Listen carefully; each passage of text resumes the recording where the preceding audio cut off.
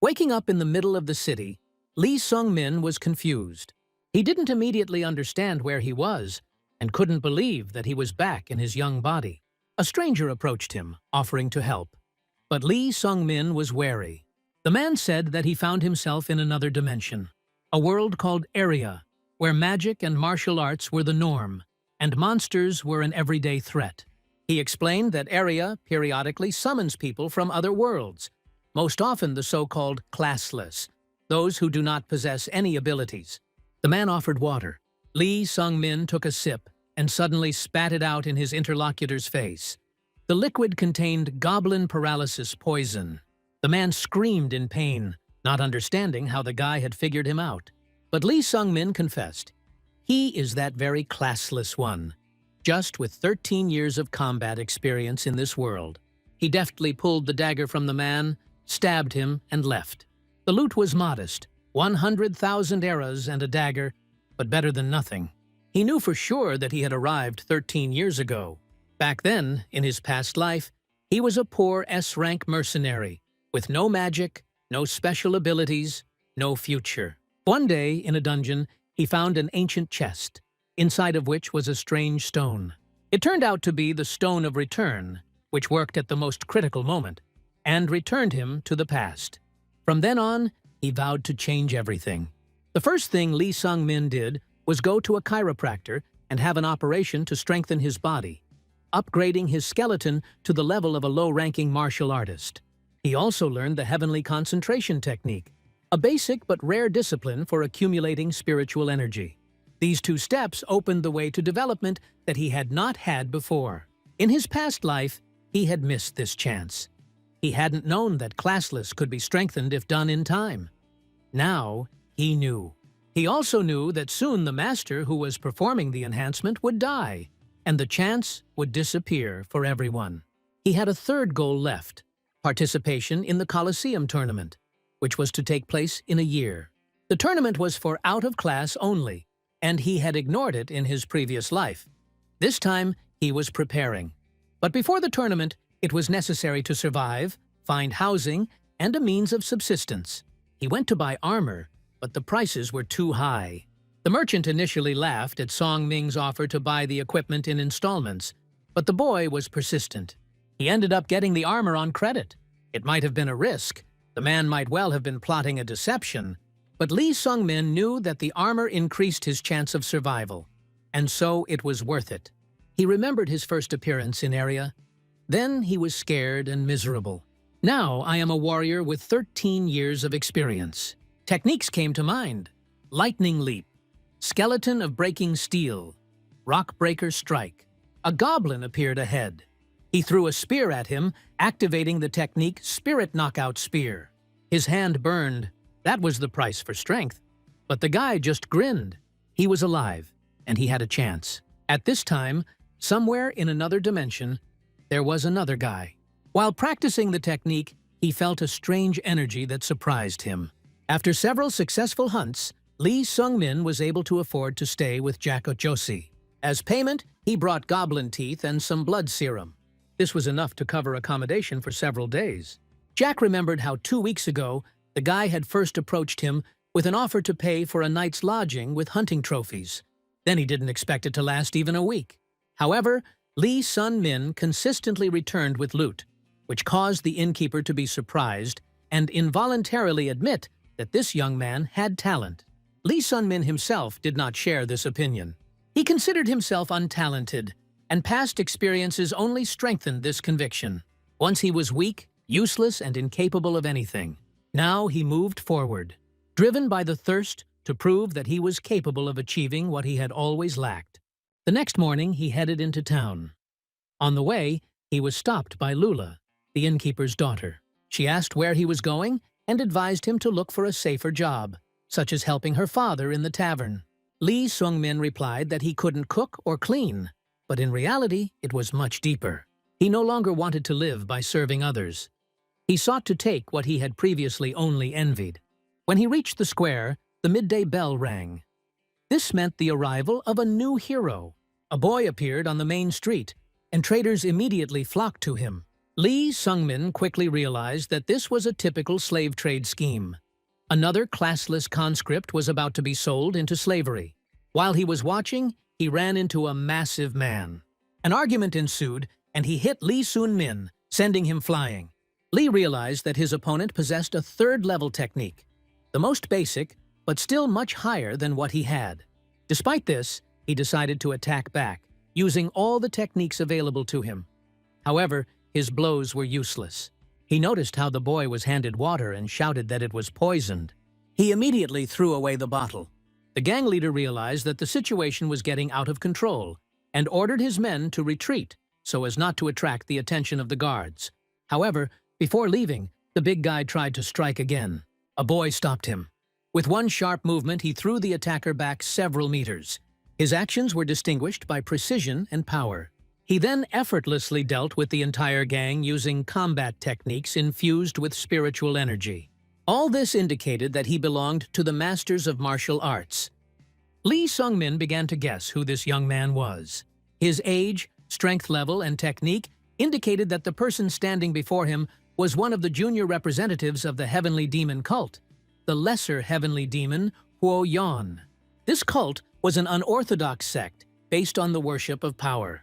In it, the strongest became the leader and bore the title of heavenly demon, and his successors were called young leaders. Ho Yon was only a year younger than Lee Sung-min, but within a short time of arriving in area, he had already become known as one of the strongest. He reached heights that Song-min could only dream of. After what happened, he took Ho Yon to his room. He introduced himself. He was 13 years old. Lee Sun-min realized that he was only a year younger than him. Ho Yon didn't like the way the guy addressed him as you. He also made fun of his martial arts technique. Despite his disdain for Song-min's fighting technique and mocking remarks about his clumsy movements, he offered him a deal. On one condition, Lee Sung-min had to become his friend. Ho Yon dreamed of friendship since childhood. He read in books that every person should have a friend, and so one day he asked his father to allow him to have friends. However, the head of the cult replied that his heir did not need this. It was assumed that he would inherit the post without any connections, relying only on force.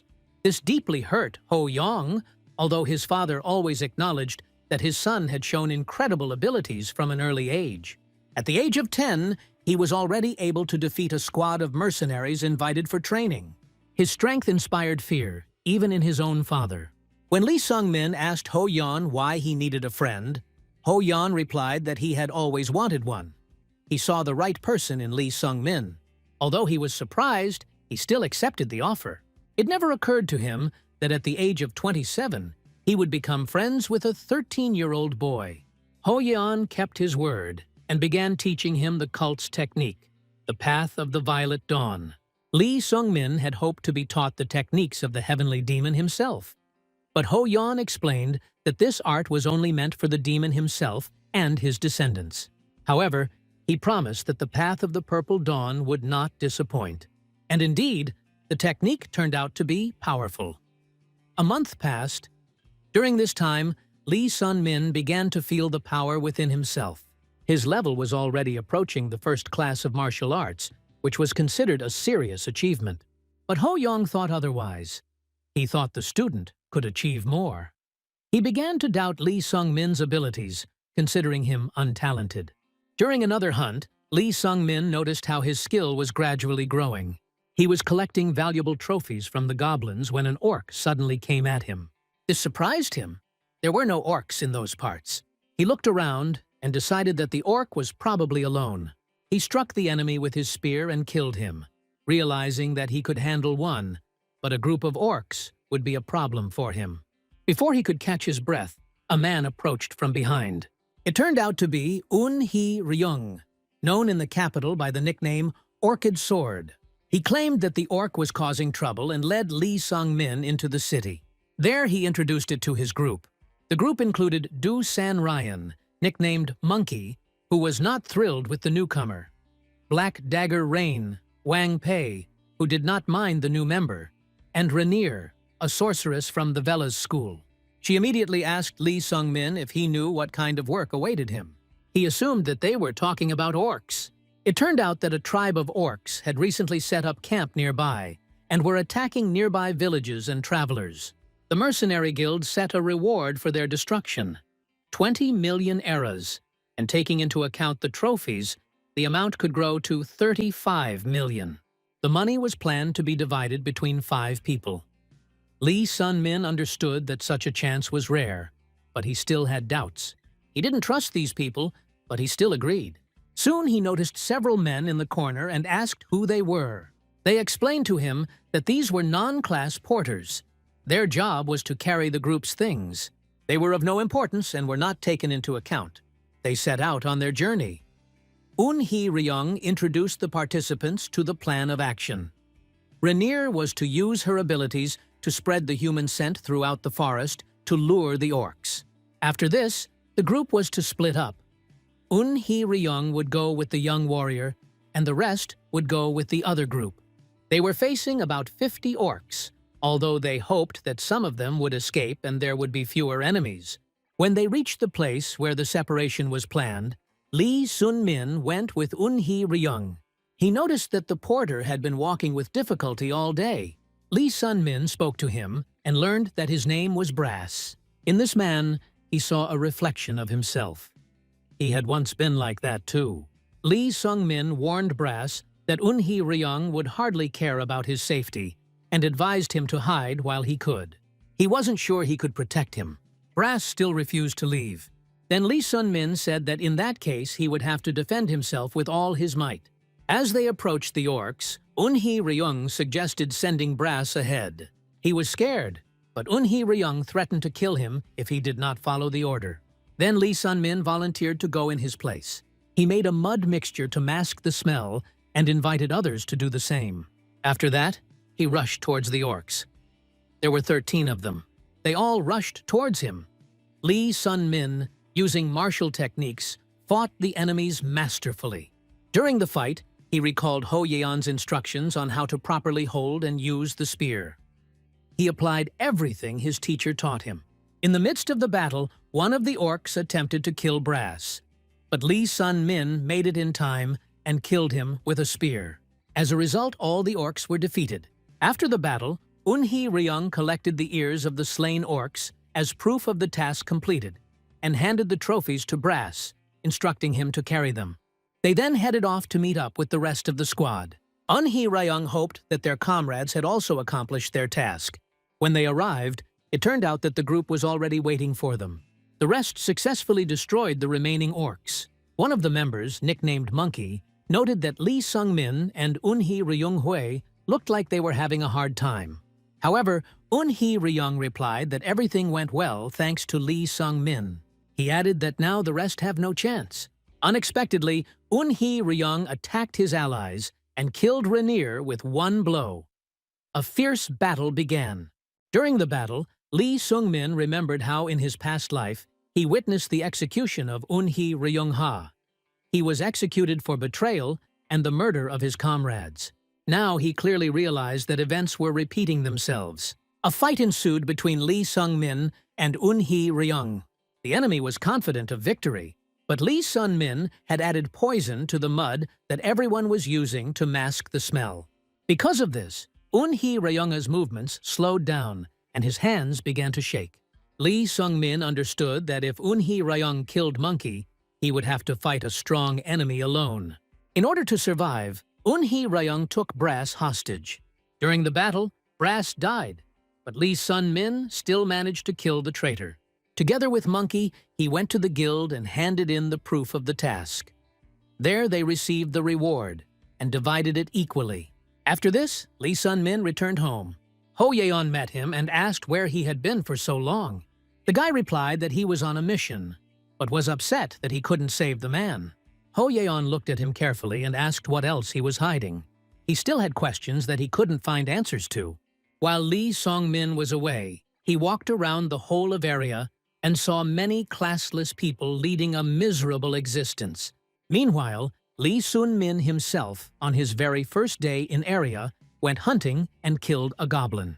Lee Sun-min remarked that anyone in his place would have done the same. However, Ho Yon did not agree with him. In his opinion, not everyone is capable of taking the life of a living being. Despite his lack of natural talent, Lee Sung-min mastered the spear technique very quickly. This was what raised the main question in Ho Yon's mind. How could an ordinary guy with no abilities manage to master martial arts in such a short time? Lee Sung-min realized that he could not give a reasonable answer, and admitted that it was his secret. Ho Yon then proposed a trade. He would reveal his secret if Lee Sung-min shared his. However, the guy replied that he was not interested in other people's secrets. Ho Yon decided to go further and offered not only to reveal his secret, but also to teach him 2 techniques. Lee Sung-min noted ironically that it was useless, since he did not have the ability or energy to master them. In response, Ho Yon stated that he was ready not only to reveal the secret and teach the techniques, but also to transfer a quarter of his energy to him.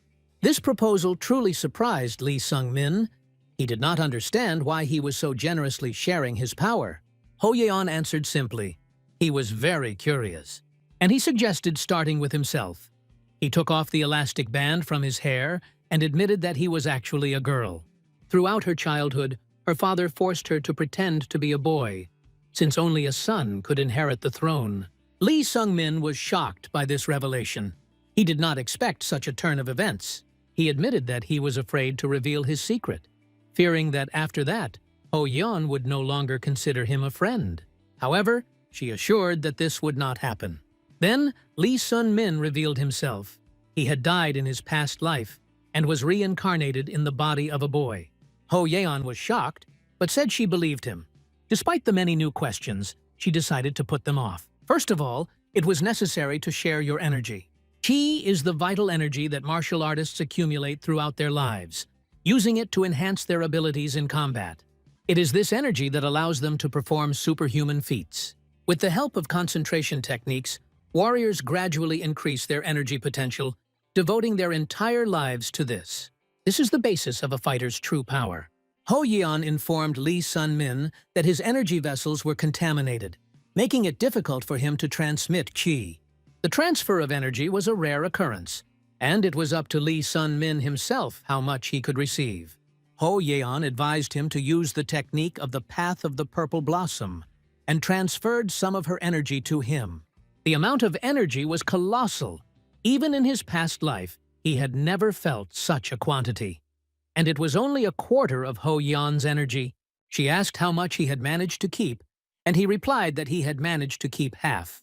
The remaining energy should have been evenly distributed throughout his vessels over time. After that, Ho Yon fell down exhausted. Lee Sung-min was worried about her condition, but she assured him that she was just a little tired. When he asked her why she was doing all this, Ho Yon replied that they were friends.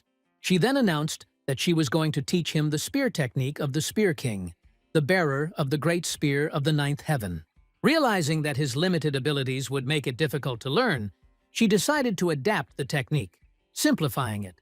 She reminded him again that she was doing this not out of duty, but for the sake of the first friend in her life. The girl could not allow him to die again at the age of 13, as in his past life. When he bowed in gratitude, the girl slapped him sharply and declared that friends do not bow to each other. She did not like it. Instead, she suggested doing something more enjoyable, talking. Ho Yon asked him to tell her about her in his past life. Lee Sung-min admitted that he had only heard rumors about her. She was incredibly strong and stood at the top of area. But just a month after she arrived in town, she disappeared. No one heard from her for 3 years. The girl assumed that she was traveling because what she valued most was freedom. She said that it was the desire for freedom that brought her to this world, where she met her first friend. Ho Yon added that she would leave in exactly 1 month, just like in his previous life. During this time, she was going to enjoy life, freedom, and pass on the ninth heaven spear technique to him. She was curious about what Lee Sung-min was going to do next. He just said that he wanted to live this life better than his last. When asked about his purpose, he could not give a precise answer. Ho Yon advised him to think about it and tell her later. He remembered Envers, his past life, in which he had not had a single friend. Now, just as he became Ho Yon's first friend, she became his first friend. The night was long, They talked about everything under the sun. A month passed. Ho Yon wanted to see what he had learned during this time. Lee Sun-min understood that the moment of farewell had come. After this final training session, she would go on a journey, and he was going to show her everything he could do. Before the fight, Ho Yon said that she would give Lee Sung-min a head start of 20 moves. The guy thought about how best to use this chance. He remembered that the girl had simplified the Ninth Heaven Spear technique to suit his level, creating her own style. Improved Ninth Heaven Spear technique, Sun Ming style. This touched him. He felt that the technique was created with his individuality in mind. This technique combined his own techniques and elements from the art of the heart-rending spear. His first move was to use a heart-rending death blow, but Ho Yon deftly intercepted his spear. The second was the powerful splitting blow.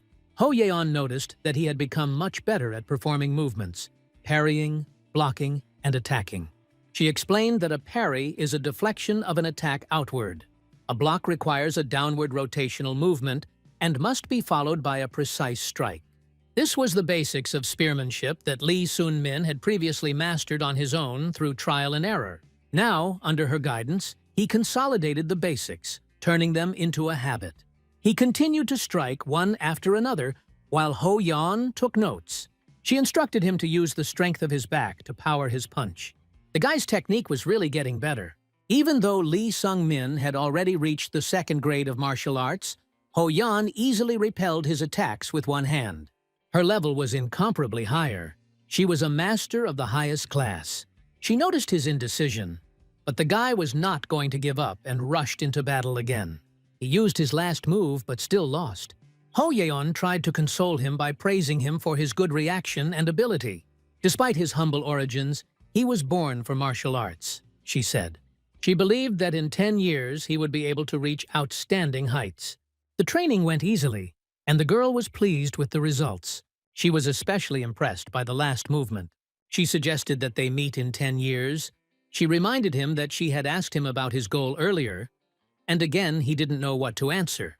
Then Ho Yeon suggested, let her be his goal. After all, a person needs a goal. Otherwise, he is like a boat without a rudder. She suggested to Lee Sun-min that he promise himself to defeat her in battle in 10 years. The guy, however, felt an insurmountable gap between them. Ho Yeon was a genius from birth. She probably had access to elixirs, support, and everything he didn't have.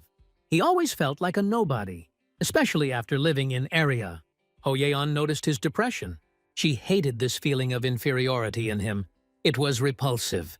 His self-abasement and withdrawal into memories of past failures angered her. This also affected Lee Sung-min himself. She recalled how, without any abilities, he rushed at a boar, how he survived in the mud, how he spent his past life in poverty. Now he studied with a real master and reached the second grade in 3 months. This was his chance, but he still lived under the pressure of the past. Ho Yeon reminded him he had a new life and a new opportunity. Lee Sung-min was angry, both at himself and at the fact that a 13-year-old girl was lecturing him. He agreed to make her his target, but only so that he could one day fight her and plunge a spear into her heart. Ho Yeon didn't object. She promised to wait for their duel. Then she came too close to him so that her nose touched his cheek. He became embarrassed and pulled away. The girl asked him if he liked her like this. She promised that in 10 years she would become a woman of such beauty that he would be speechless. Then he would not be able to call her a child. From that moment on, Lee Sung-min had 3 goals. The first was to survive. The second was to make up for the lost opportunities of his past life. And finally, the third was to defeat Ho Yon in a duel. At parting, she said that she was looking forward to their meeting in 10 years, and he promised that they would definitely meet. After Ho Yon's departure, Lee Sung-min focused on his own goals. The first step was a tournament among extracurricular students. Thanks to his experience and newly acquired skills, he easily won the fight. None of his opponents had the level of training that he had. As a reward, he received an elixir that strengthened chi energy and immediately took it. After the tournament, he went to a merchant he knew to say goodbye. The man was touched by this attention and expressed confidence that the boy had a great future. As a parting gift, he gave Lee Sun-min a magic bag for storing things. This touched the young man, but the merchant simply waved it off, saying that he couldn't sell it anyway. The bag was already old. He asked that when Lee Sun-min became rich, he should thank him generously and not forget to tell everyone that in his youth he had been helped by a merchant named Han. That's how they said goodbye. The next stop was the tavern where he lived. Seeing that the young man had put his things away, Lula immediately realized that he was leaving. The girl got angry. Although she tried to hide her true feelings, she tearfully wished him death and ran away. Her father, who witnessed the scene, noticed that Lula's words were not sincere. Lee Sung-min understood everything. This was just a manifestation of the pain of the upcoming separation. The man presented him with a gift, an old cloak that he had worn in his youth. This cloak could keep you warm and add strength in battle. The cloak was too big, and Lee Sun-min realized that he would have to have it hemmed. He thanked him for the gift and set out on his journey. When he had walked a fair distance from the city, Lula caught up with him. She ran after him and asked him to forgive her for his cruel words. The girl admitted that she didn't wish him any harm and that she liked him, although he already knew it. They said goodbye for real. Lee Sung-min realized that in this life, he already had everything that he didn't have in the past.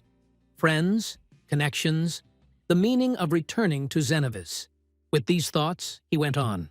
He soon arrived at the community of Mount Mercy, where he was greeted with kindness. Here he was going to impose a limitation on himself, a new challenge on the way to his goal. After leaving Xenovis, Lee Sun-min thought for a long time about where to go. He remembered an old conversation with Ho Yon. 10 years later, they planned to meet in Behenger. However, there was no point in going there now. Instead, he went to Mount Mercy and asked the elder to impose 2 prohibitions on him. The first was the ban on lightness, which made all objects seem heavier than usual. The second was the prohibition of taste, which turned any food, even bread and water, into a source of disgust. Every bite reverberated through his body, as if he were eating something inedible. In his mind, he cursed the goddess for these trials. The weeks spent on the mountain had exhausted him. Due to his inability to eat normally, his strength was leaving him. The attempt to catch the deer was unsuccessful, and in the end he fell exhausted at the foot of the tree. He doubted why he had brought suffering upon himself. He could have simply gone to Behenger, become a mercenary and achieved, if not great heights, then at least a better life than in the past. Suddenly a girl appeared next to him. There was a ban on killing on the mountain, so Lee Sun-min was not afraid of her. She caught the deer and helped him. He tried to find out her name, but she explained with gestures that she was under a speech ban. In response to his question why she helped, the girl wrote, she saw how he suffered from hunger and could not remain indifferent. It's simple. She was kind. Lee Sung-min still tried to find out the girl's name. She used gestures to show that her name was Bayek Sogo. This name amazed him. He knew that Bayek Sogo would become famous in the future, but what surprised him was that 9 years later, she would die at the hands of Ho Yon, a little demon. Sogo had been living on the mountain for a long time. Lee Sun-min noticed that her left arm was bandaged. When asked what happened, the girl explained, she spent 6 months on the mountain and took on a new ban, not to use her left hand. There were 3 main rules on Mount Mercy. The first is to accept at least 1 ban. The second is to impose another one after 6 months. The third is not to kill others on the mountain. Lee Sun-min asked if there were any other practitioners there. Baek Sogo confirmed, and he asked to be introduced to them. The girl agreed, but, jumping up, instantly disappeared from sight. She moved too fast, like lightning. Lee Sung-min realized that even without the restrictions, he would not be able to catch up with her. She soon returned and apologized for her haste. The boy explained that he was physically unable to keep up with her. Baek Sogo only advised him to train his agility. Lee Sun-min asked her to be his mentor, but was refused. She explained that despite her kindness, she does not share combat advantages. After that, she took him on her shoulder and carried him to the other adepts. The first was Scarlet Lazire, the future archmage. She smelled strongly. She did not wash or change clothes. These were her taboos. Next was Docby Jun, the future ghost sword. He placed a vision ban on himself. Lee Sun-min looked at these people with admiration. Now they were unknown to anyone, but in the future each of them will become a legend. He was surprised that he only met 3, since Baek Sogo had mentioned a 4th. The girl explained, the last one was called Flam. Everyone avoided him because he was dangerous and cruel. 4 months passed since Lee Sun-min lived on the mountain. During this time, he reached the level of 3 stars in techniques. The food became more and more disgusting every day, but the suffering was worth the result. His skill increased noticeably. In the midst of his thoughts, he noticed a young man about his own age. He introduced himself. His name was Flam. Scarlet had previously told Lee Sung-min about Flam. All the adepts living on the mountain came here to train and overcome themselves, but Flam was different from them. He got everything without effort. What others had to suffer and fight for, he got with ease. When Lee Sun-min met him in person, Flam immediately noticed the wariness in the young man's gaze. The boy asked in surprise what was the matter, since he had only said his name. Lee Sung-min politely introduced himself in response. Flam began to ask why he hadn't found him earlier. They could have become friends, but Lee Sung-min abruptly said that he had no time for conversation. He was in a hurry to train. Flam didn't understand the rush, but Lee Sung-min was already walking away, mentioning that he had spear training. However, glancing at his hands, he suddenly noticed that the spear had disappeared. It was in Flam's hands. Flam repeated with incredible ease all the movements and techniques that Lee Sung-min was just about to master. He moved among the trees as if he had been born with a weapon in his hands. Moreover, he didn't just copy. He improved the technique. This amazed Lee Sung-min. Even Ho Yon might not be able to repeat this. Flam mockingly said that Lee Sun-min was wasting his time here. He will not learn anything significant because he is a loser. This hurt Lee Sung-min. He remembered how he used to share a room with Ho Yon. She was a genius and knew it, but she never humiliated him. Flam, on the other hand, enjoyed the fact that he could belittle those who were weaker. When he heard from Flam that he had no place on Mount Mercy, he became angry. He rushed forward to hit the offender, but he reminded him that there was a ban on violence on the mountain.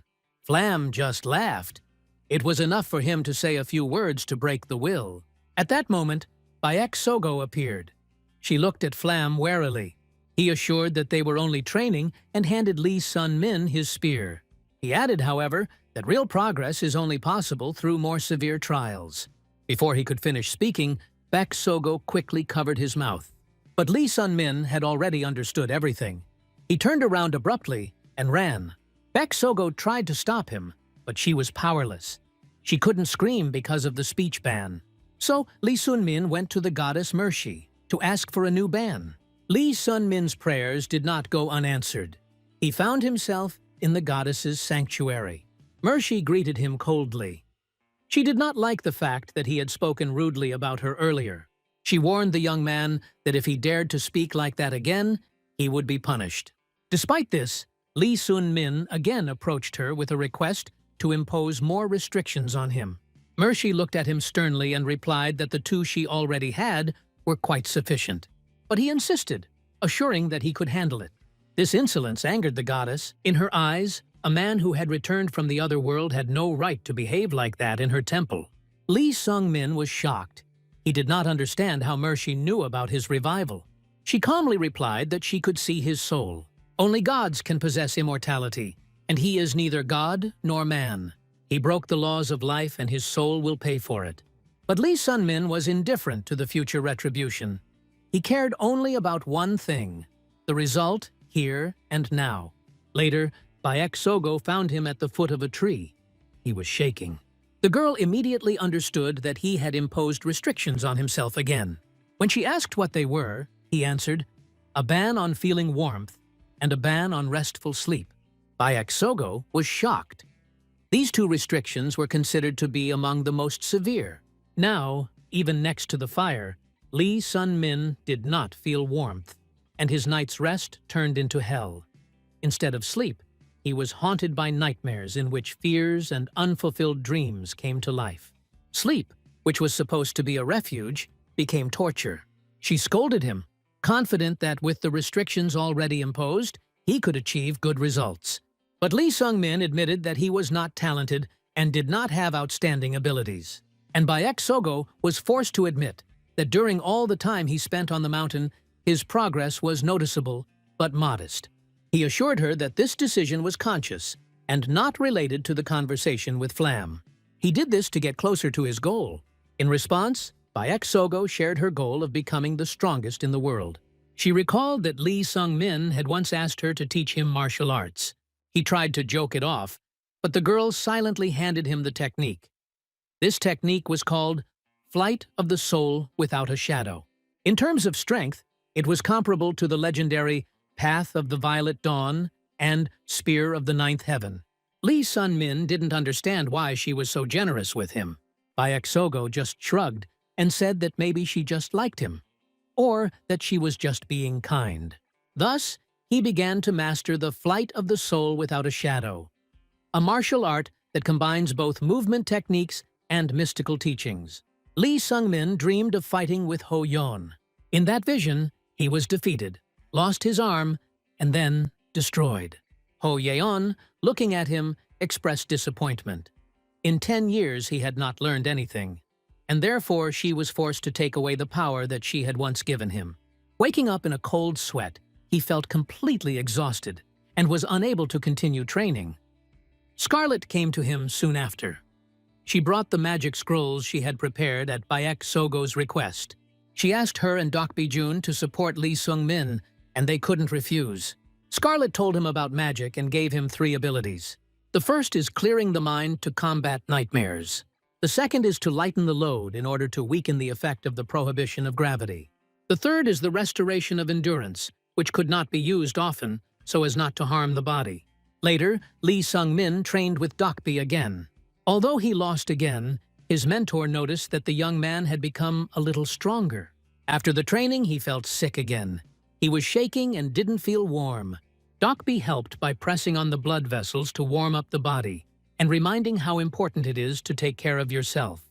Lee Sun-min knew that he couldn't have done it without the help of others. He wondered why he met so many kind people. In the old area where he lived, kindness was almost non-existent, and this caused him inner unrest. Later, Scarlet discussed Sun-min's condition with Docby. She was surprised why he continued to help the guy, but they both understood. There was something about this guy that didn't allow them to pass by. And Lee Sun-min himself thought that it was just a coincidence. He was lucky to be near those who extended a helping hand. Almost another half-year had passed since Lee Seong-min's arrival at Mount Mercy. During this time, he made significant progress. His punches became impeccably accurate, his movements were polished, and his training never stopped for a day. Flam appeared on his way again. He looked at Lee Sung-min with arrogance, comparing him to a maggot that was persistently crawling forward. In his eyes, the guy looked pathetic but resilient.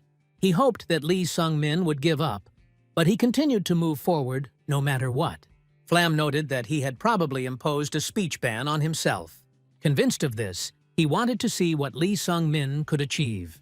His technique, learned from Baek Sogo, was perfected. Every movement became flawless. Even Flam was forced to acknowledge his progress, although he still believed that Lee Sung-min would never reach his level. However, Lee Sung-min continued to believe in himself and that he would be able to defeat him one day. When half a year had passed, he again went to the goddess Mercy and chose the next ban, a ban on hearing.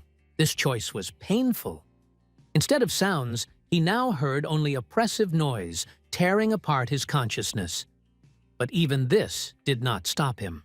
He continued training, overcoming pain and suffering. Paradoxically, the new ban turned out to be useful when meeting with Flam. He no longer heard his caustic words, and this gave him peace of mind.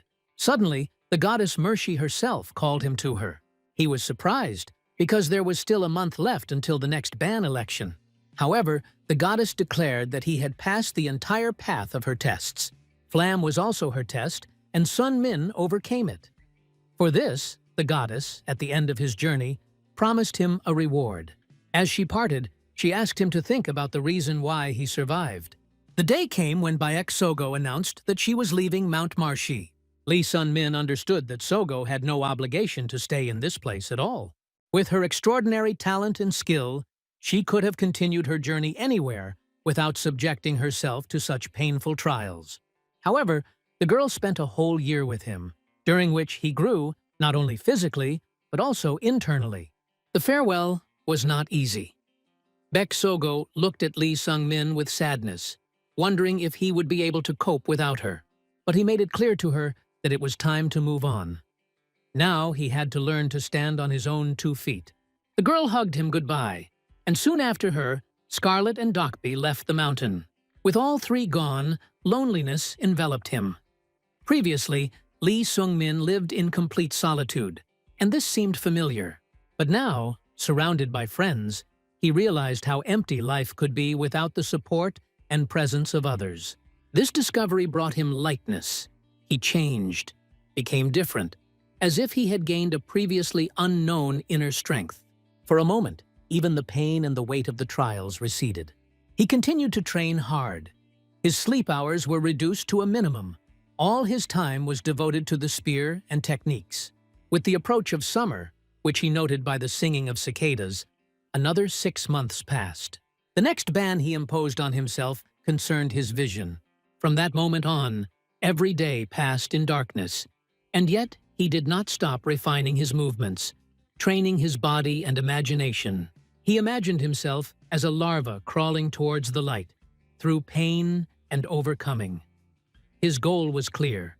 He knew that in 7 years, Ho Yon would kill Baek Sogo in one of the dungeons. This knowledge burned inside him. He had to save the one who had once extended her hand to him. He had only 7 years to achieve the power to change fate. Months passed.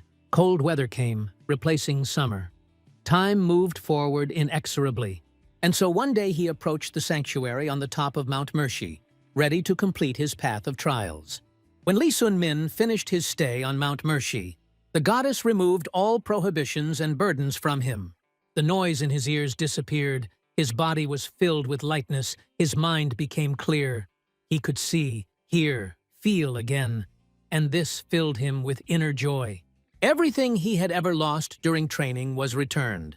The goddess Mercy said that throughout her immortal existence, she had seen many people who were trying to walk the path of the mountain. Some died under the weight of the trials, others left, unable to bear the pain. Only a few managed to reach the end. Lee Sun-min was one of them. 3 years spent in this harsh place made him worthy of a special reward. As a token of gratitude for the trials he had passed, the goddess promised to reward him generously. When she asked what he wished for, Lee Sun-min asked for the power of martial arts, but Mercy admitted that she could not give such a gift. Instead, she offered something else: time. The time it takes to achieve power through one's own efforts. She handed him a sign and told him to go to the city of Drymur. There, if he presents this sign to the god of time, Danir, and passes his test, he will be granted more than he hopes for. Before parting, Mercy prepared another gift: an invitation to the Erebus Guild, an organization engaged in the distribution of rare artifacts and potions. The guild was closed and elitist, so much so that even a goddess was part of its circle. The guild representative, a man named Neville, initially doubted Lee Sung-min's worth, but under Mercy's persistent gaze, he reconsidered his opinion. He recognized the spark of talent in the young man and signed a contract with him, making him an official buyer of Erebus. As a sign of approval, Neville personally gifted the boy. His worn-out clothes were transformed into new, clean robes, and his hair became neat again.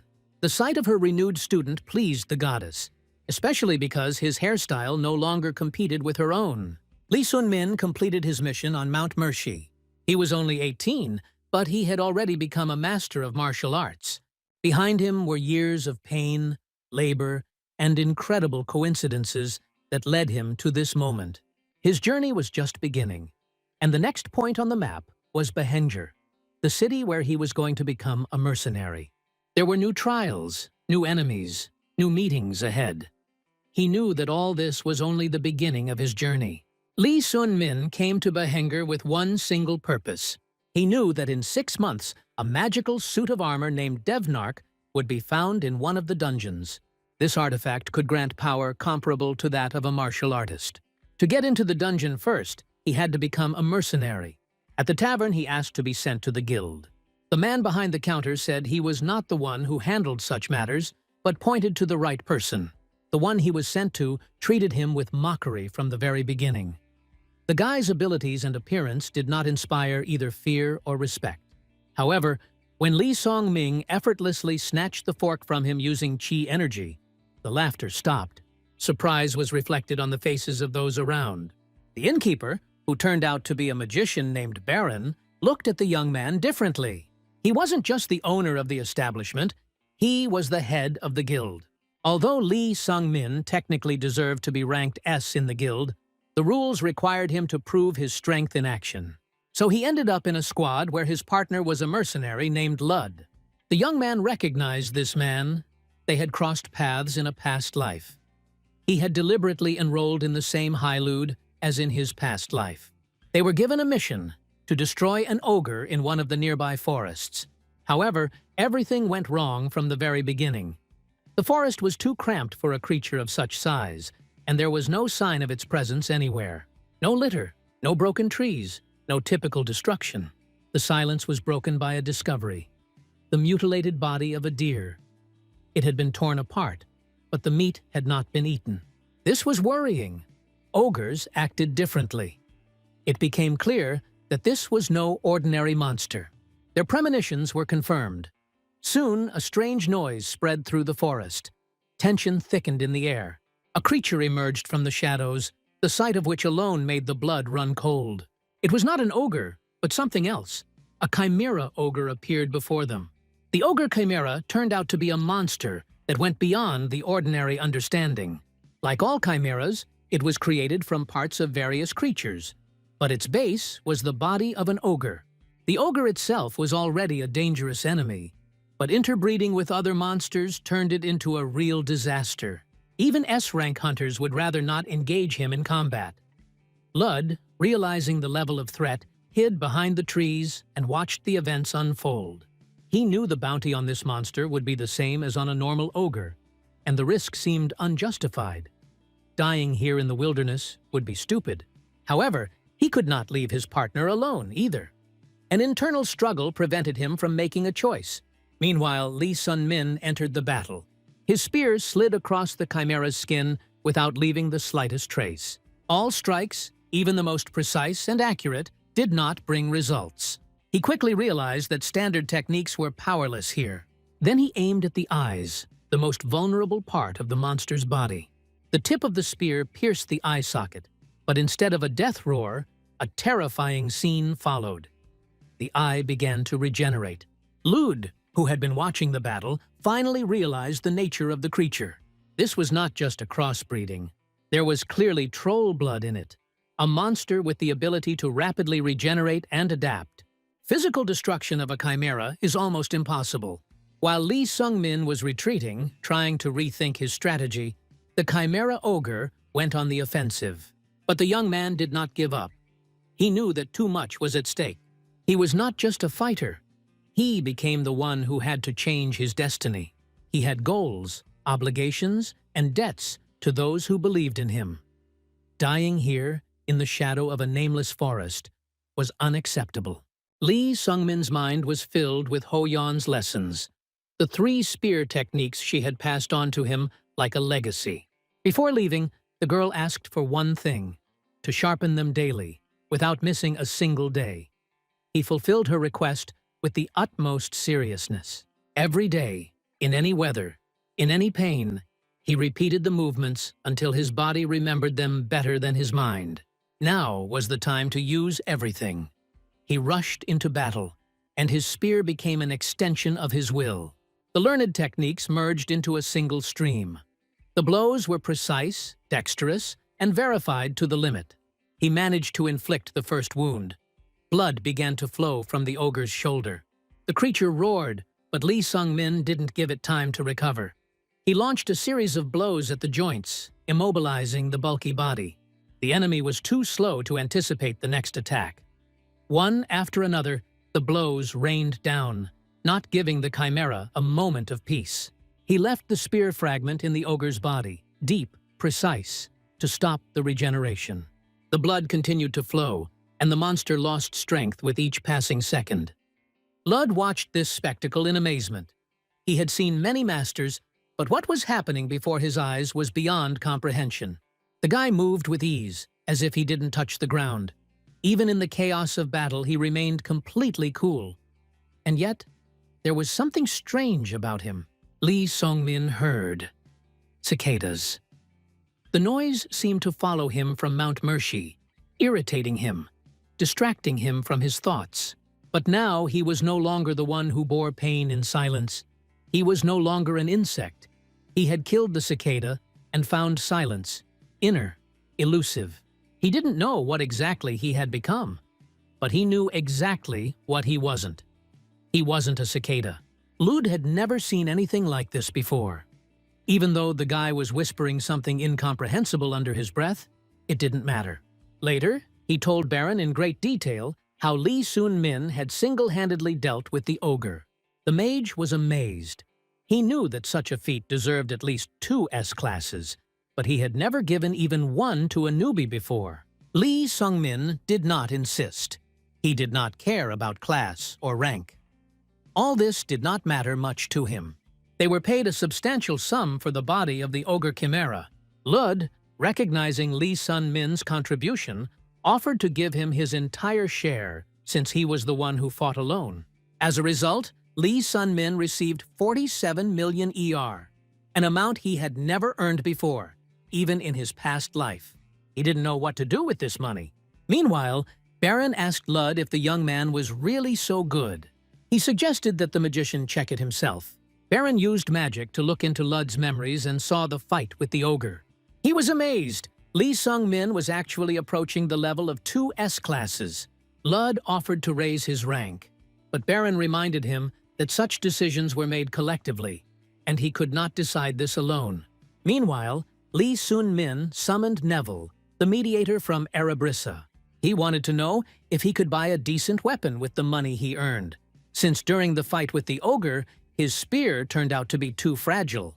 Neville asked whether he wanted to buy a ready-made weapon or create his own. Lee Sung-min chose the latter. Upon learning that he had 47 million Neville explained that this was far from a large sum for orders from the blacksmiths of Erebrissa. Here they only worked with top-level craftsmen, and their services were expensive. He even offered Lee Sun-min to leave his soul as collateral to get a bigger loan, but Lee refused. Then Neville offered to introduce him to a craftsman who was ready to take on the order within the budget. He opened a portal, and Lee Sun-min realized that he was witnessing a spatial rift, something that could only be achieved by high-level mages. This only increased his interest in Erebrissa. A voice came from the other side of the portal, and then an elf named Zelger appeared. She was surprised to see a boy in front of her and invited him in. Lee Sun-min realized that she was a dark elf. He told her that he wanted to create a spear similar in shape to the old one. Zelger examined his weapon carefully and then asked him to demonstrate his fighting style. The guy was surprised. For martial arts masters, this was considered taboo, but she insisted. In order to create a weapon that perfectly suits its owner, one must understand his fighting technique. She said that she was 400 years old and had dedicated most of her life to blacksmithing. Unlike dwarves, who are born with a talent for this business, she had to achieve everything through hard work. She spent 350 years perfecting her skills, and her mastery was in no way inferior to the innate abilities of others. Her story resonated with Lee Sung-min. Their starting conditions were indeed similar. This brought them closer together.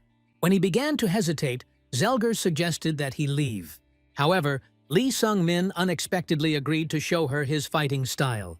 She noted that he was too easily persuaded. Other masters left without even entering into a conversation. She thought he was too trusting, although this was the first time Lee Sun-min had heard such a description. He was usually considered overly suspicious. Zelger admitted that she liked him. She promised to make him a spear that would be even better than his previous one, and confidently declared that he would become her regular customer. The elf explained that it would take several months to make the spear.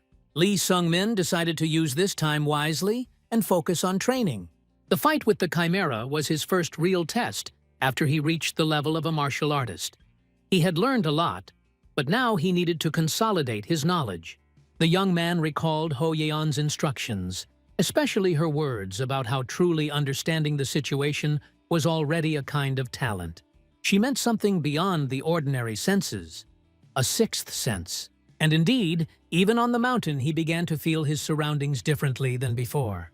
In the fight with the Chimera, this was especially evident.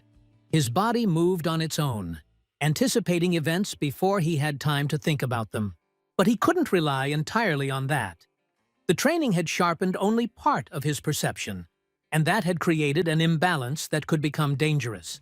The next morning, he went to the mercenary guild. Baron, upon seeing him, immediately asked if he was ready to take on a new task. He was sure that the guy was already eager for the next fight. But Lee Sun-min refused. He was not interested in a new assignment, but in the origin of the Chimera. He asked a direct question. Where did she come from? Baron answered that every Chimera has a creator. It is difficult to determine, so the guild works in conjunction with the mages. Lee Sung-min thought about it.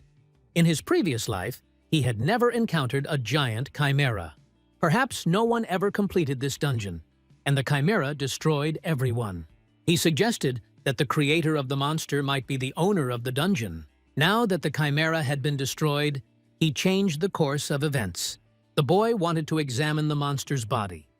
Baron advised him to contact the Behanger Guild of Mages. There he met a man named Kim Hyun, a black magician who was studying the remains of the Chimera. Lee Sung-min introduced himself and said that he was the one who killed the monster. The magician, surprised but friendly, was glad to meet a fellow countryman, albeit from another world. He grabbed his hand and began asking him what brought him here. Lee Sung-min repeated that he wanted to examine the body. The magician said that since the Chimera was dead, he could not restore all the details, but he had already found out something important. Numerous high-level spells were found on the body of the Chimera. Its creator was most likely a great magician. The creature's mouth was sewn shut so that it would go berserk from hunger. Then Lee Sun-min understood why the Chimera tore the deer apart, but did not eat it. The magician suddenly changed his tone. He felt that Lee Sun-min's cause and effect relationship was broken. He was surprised, but the magician explained that he had the ability to read souls. He said that in his place he would have gone crazy long ago. The picture that opened up in the guy's soul was frightening. Lee Sung-min confessed that he would suffer after death. This only confirmed the magician's suspicions. Kim Hyun proposed a deal, an oath on mana. Anything Lee Sun-min told him would remain a secret. If he broke the oath, he would die. The guy agreed. He had nothing to lose. He admitted that he was a regressor. He returned to the past after death. The magician was shocked. He wanted to find out what the broken connection was. He looked into the soul of the young man and realized that he had broken many fundamental laws. For this, he would face monstrous karma. But if he understands where exactly the connection was broken, he can fix it. However, the magician did not have time to finish. Something strange happened right then. The magician began to choke with pain. Blood came from his eyes. He couldn't speak. The words he wanted to say seemed to be locked in place by a taboo. He confessed that if he revealed the truth, he would die. But he could say one thing for sure. Lee Sun-min's life no longer belonged to him. The guy left, stunned. He was tormented by questions. He remembered how in Mershi, someone tried to interfere with his conversation with the goddess. Suddenly a female voice called out to him. It was a girl who recognized him. She said with certainty that it was he, the boy from Mount Mershi. They had not seen each other for a long time. The girl said that he had grown a lot. Lee Sun-min couldn't remember her and asked her name. The girl was offended. It was Scarlet Lesser. He remembered her completely differently. Suspicion flared up in him, and he decided that she was lying. This stung Scarlet, and she hit him hard in the face. Despite this, Scarlet was truly happy to meet Lee Sung-min. She asked who he had visited in the guild. The guy answered without hesitation that he had visited a dark mage. The girl visibly tensed up. She admitted that she herself was afraid of this man and asked him to stay away from the magician. He was too dangerous. Before leaving, hurrying about her business, she threw over her shoulder that he could drop in on her when he was at the guild. Lee Sun-min was left alone with his thoughts. He returned to what had happened on Mount Mercy. Then the goddess wanted to tell him something, but someone had interrupted her. Now the same thing happened to the dark magician. They tried to convey the truth to him twice, but some force prevented it. He began to understand that all the events in his life were not accidental. They were links in one chain. This realization made him feel uneasy. To avoid getting stuck in his thoughts, he decided to focus on current affairs and distract himself with work. On the way, he met Lud, who said that he was going to hunt more monsters and invited Lee Sung-min to join him. He agreed. During their joint missions, a strong friendship developed between them. Over the course of 2 months, they completed various missions, received awards, and worked well together. One day, after another mission, Baron approached them and said that a certain person wanted to meet with Lee Sun-min. This name made the guy freeze. It turned out to be Zeon.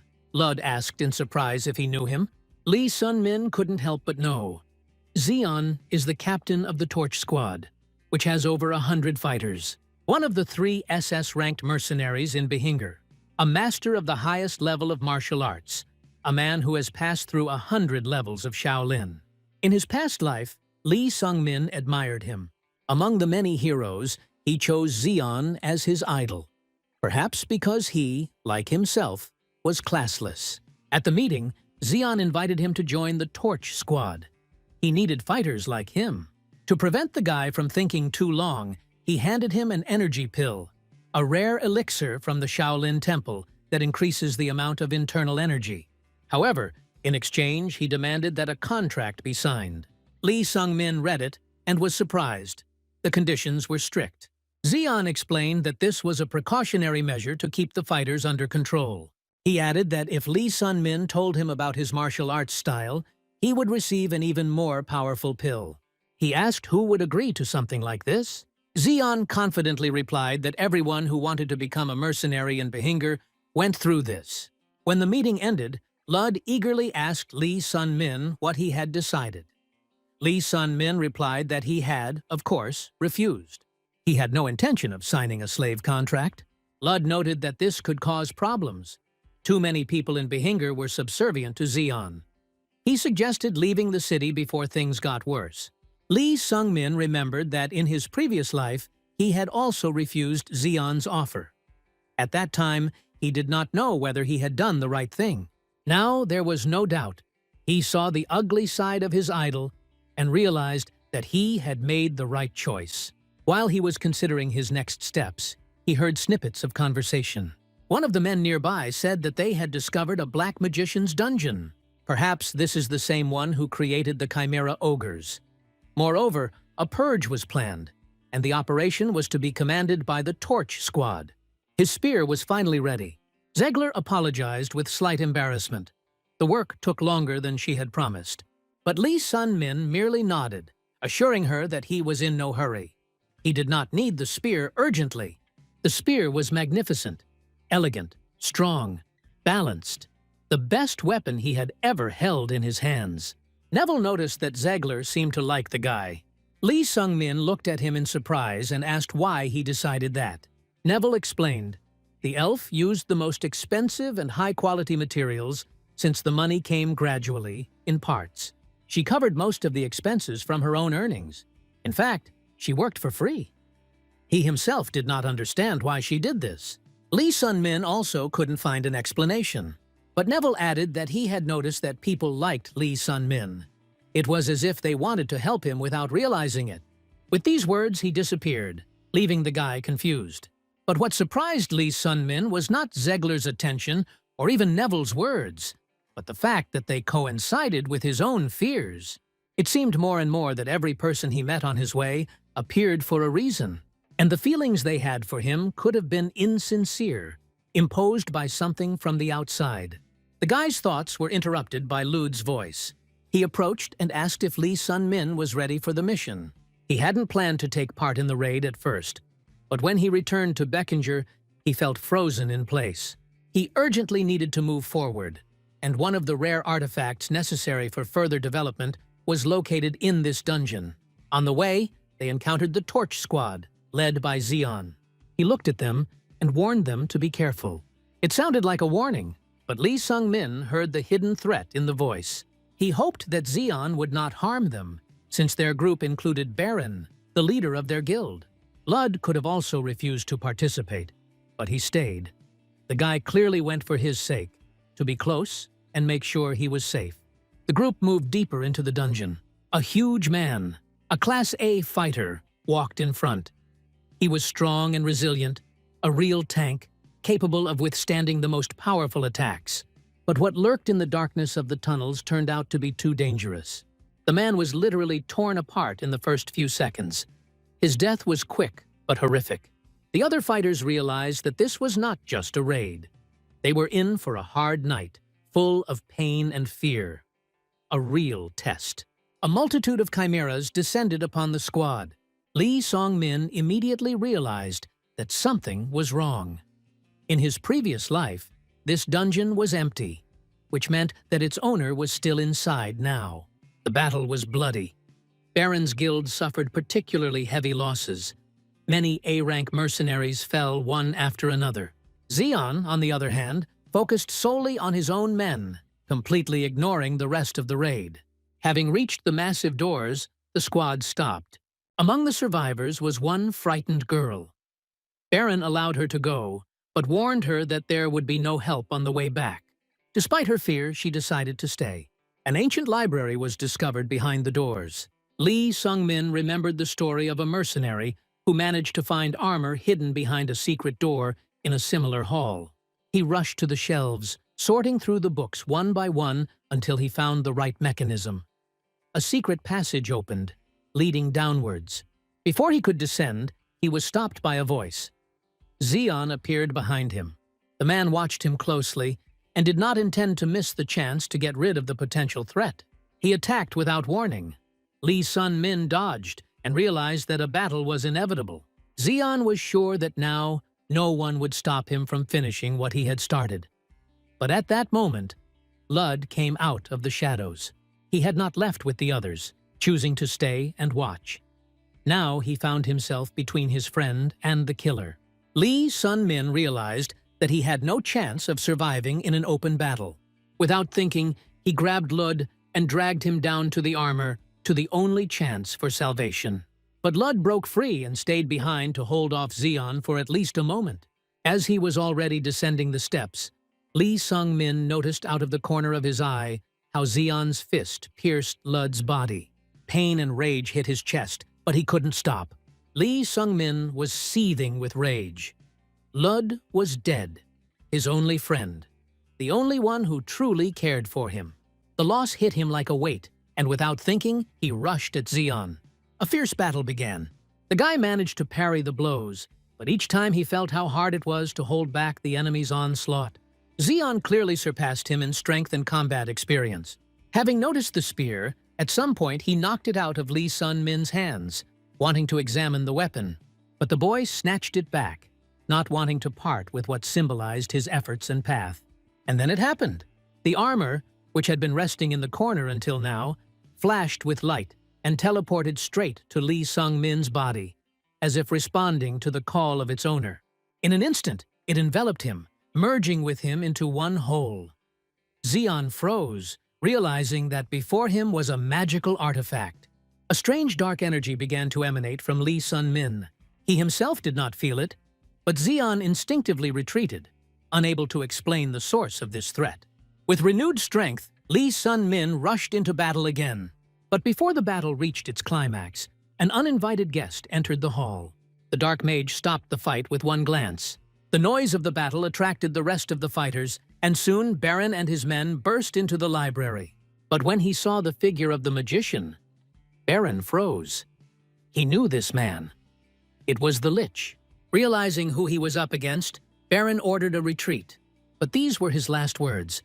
The next moment, the Lich took his life without hesitation. The mercenaries who tried to escape also died one after another. No one managed to leave the hall. Lich Prescan, looking at the bodies, coldly noted to himself that they would never have been able to enter this dungeon if he himself had not allowed it. And now he had far more worthy victims for his ritual than the Chimera ogre. The Lich destroyed all the high-ranking fighters with one move, as if sweeping dust from a stone slab. Only two remained alive: Lee Sun-min and Zeon. Both were held captive, immobilized and powerless. Lee Sung-min once again felt that forgotten feeling of helplessness that he had sworn never to experience again. He became a larva again. No one to be sacrificed, no one to be crushed. The Lich approached, his gaze not failing to notice that the prisoner's consciousness had cleared. He calmly told them that he had exchanged his soul for immortality. His whole goal going forward was to create life. Women, he believed, were the key to that. But this time his interest was different. He was going to make a sacrifice to his god, a creature with tainted karma, ideal for a dark ritual. Lee Sung-min was supposed to be that victim. The magician raised his hand and struck, but at the moment before the ritual was completed, he was stopped by an unknown force. God rejected the sacrifice. The Lich was beside himself. He couldn't understand why. Who is this guy? Why did the darkness he worshipped turn away from such a fitting offering? Looking for an answer, he touched Lee Sung-min's head, wanting to see everything for himself. And then, everything disappeared. The boy's consciousness returned in silence. He was alive. The dungeon was empty. No Lich, no other bodies.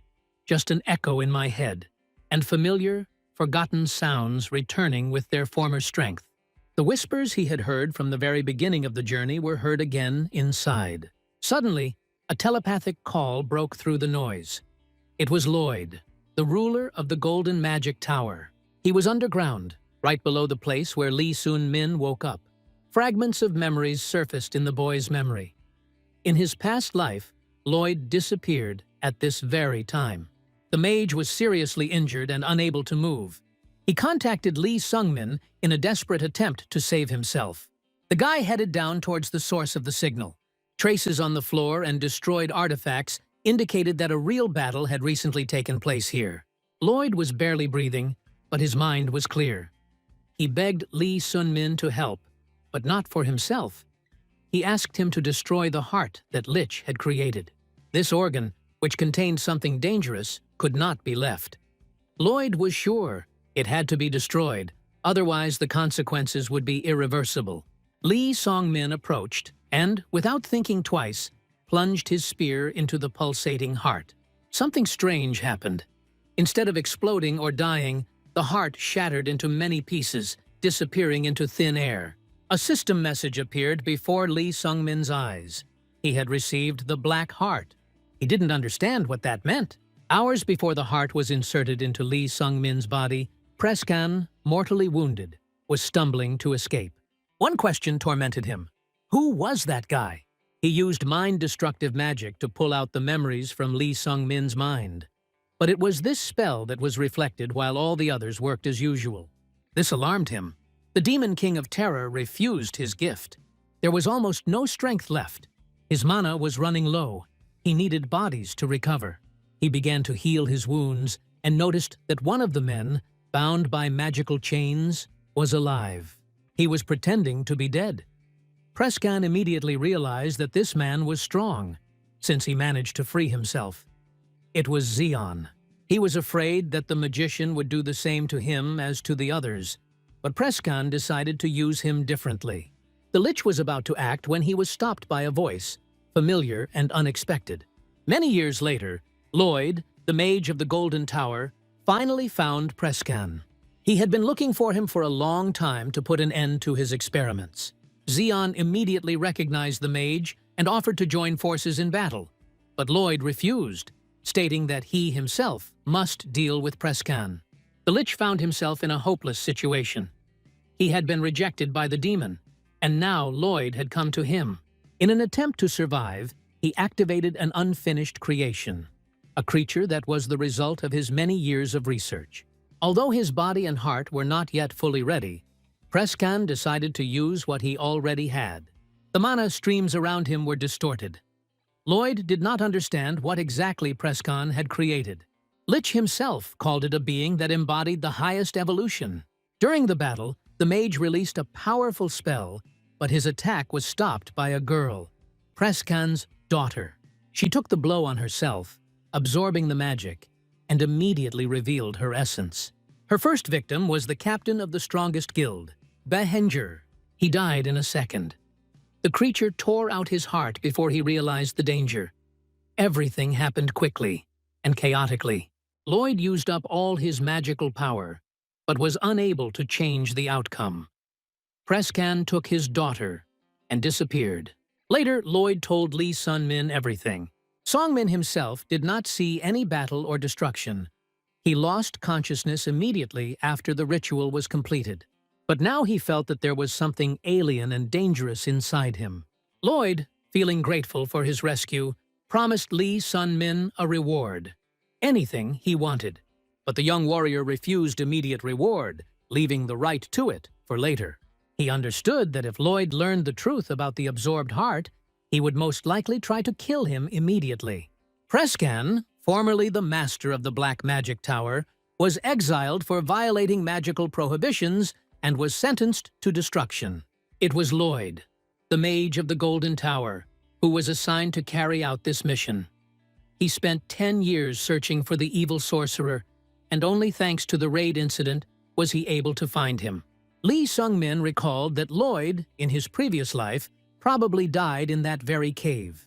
The raid then began later, and he disappeared without a trace.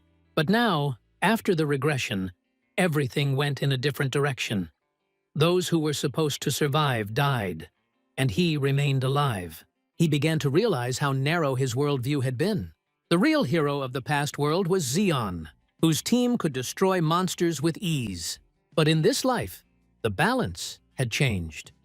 Lee Sun-min was overcome by heavy thoughts. He increasingly compared himself to a larva slowly crawling forward, and he wondered what level Ho Yon had reached. After the raid, he was in the guild. A familiar voice called out to him. It was Kim Hyun, a magician he knew. He noticed the armor on Lee Sun-min and, surprised by its appearance, asked permission to take a closer look. Lee Sun-min agreed and asked a counter-question. What kind of armor is this? The mage explained that in front of him was a contract type of artifact, armor associated with the Demon King. By putting it on, a person gains power, but after death, his soul becomes the property of the demon. However, Lee Sun-min did not feel any effects from wearing it, which puzzled the magician. There were two possible explanations.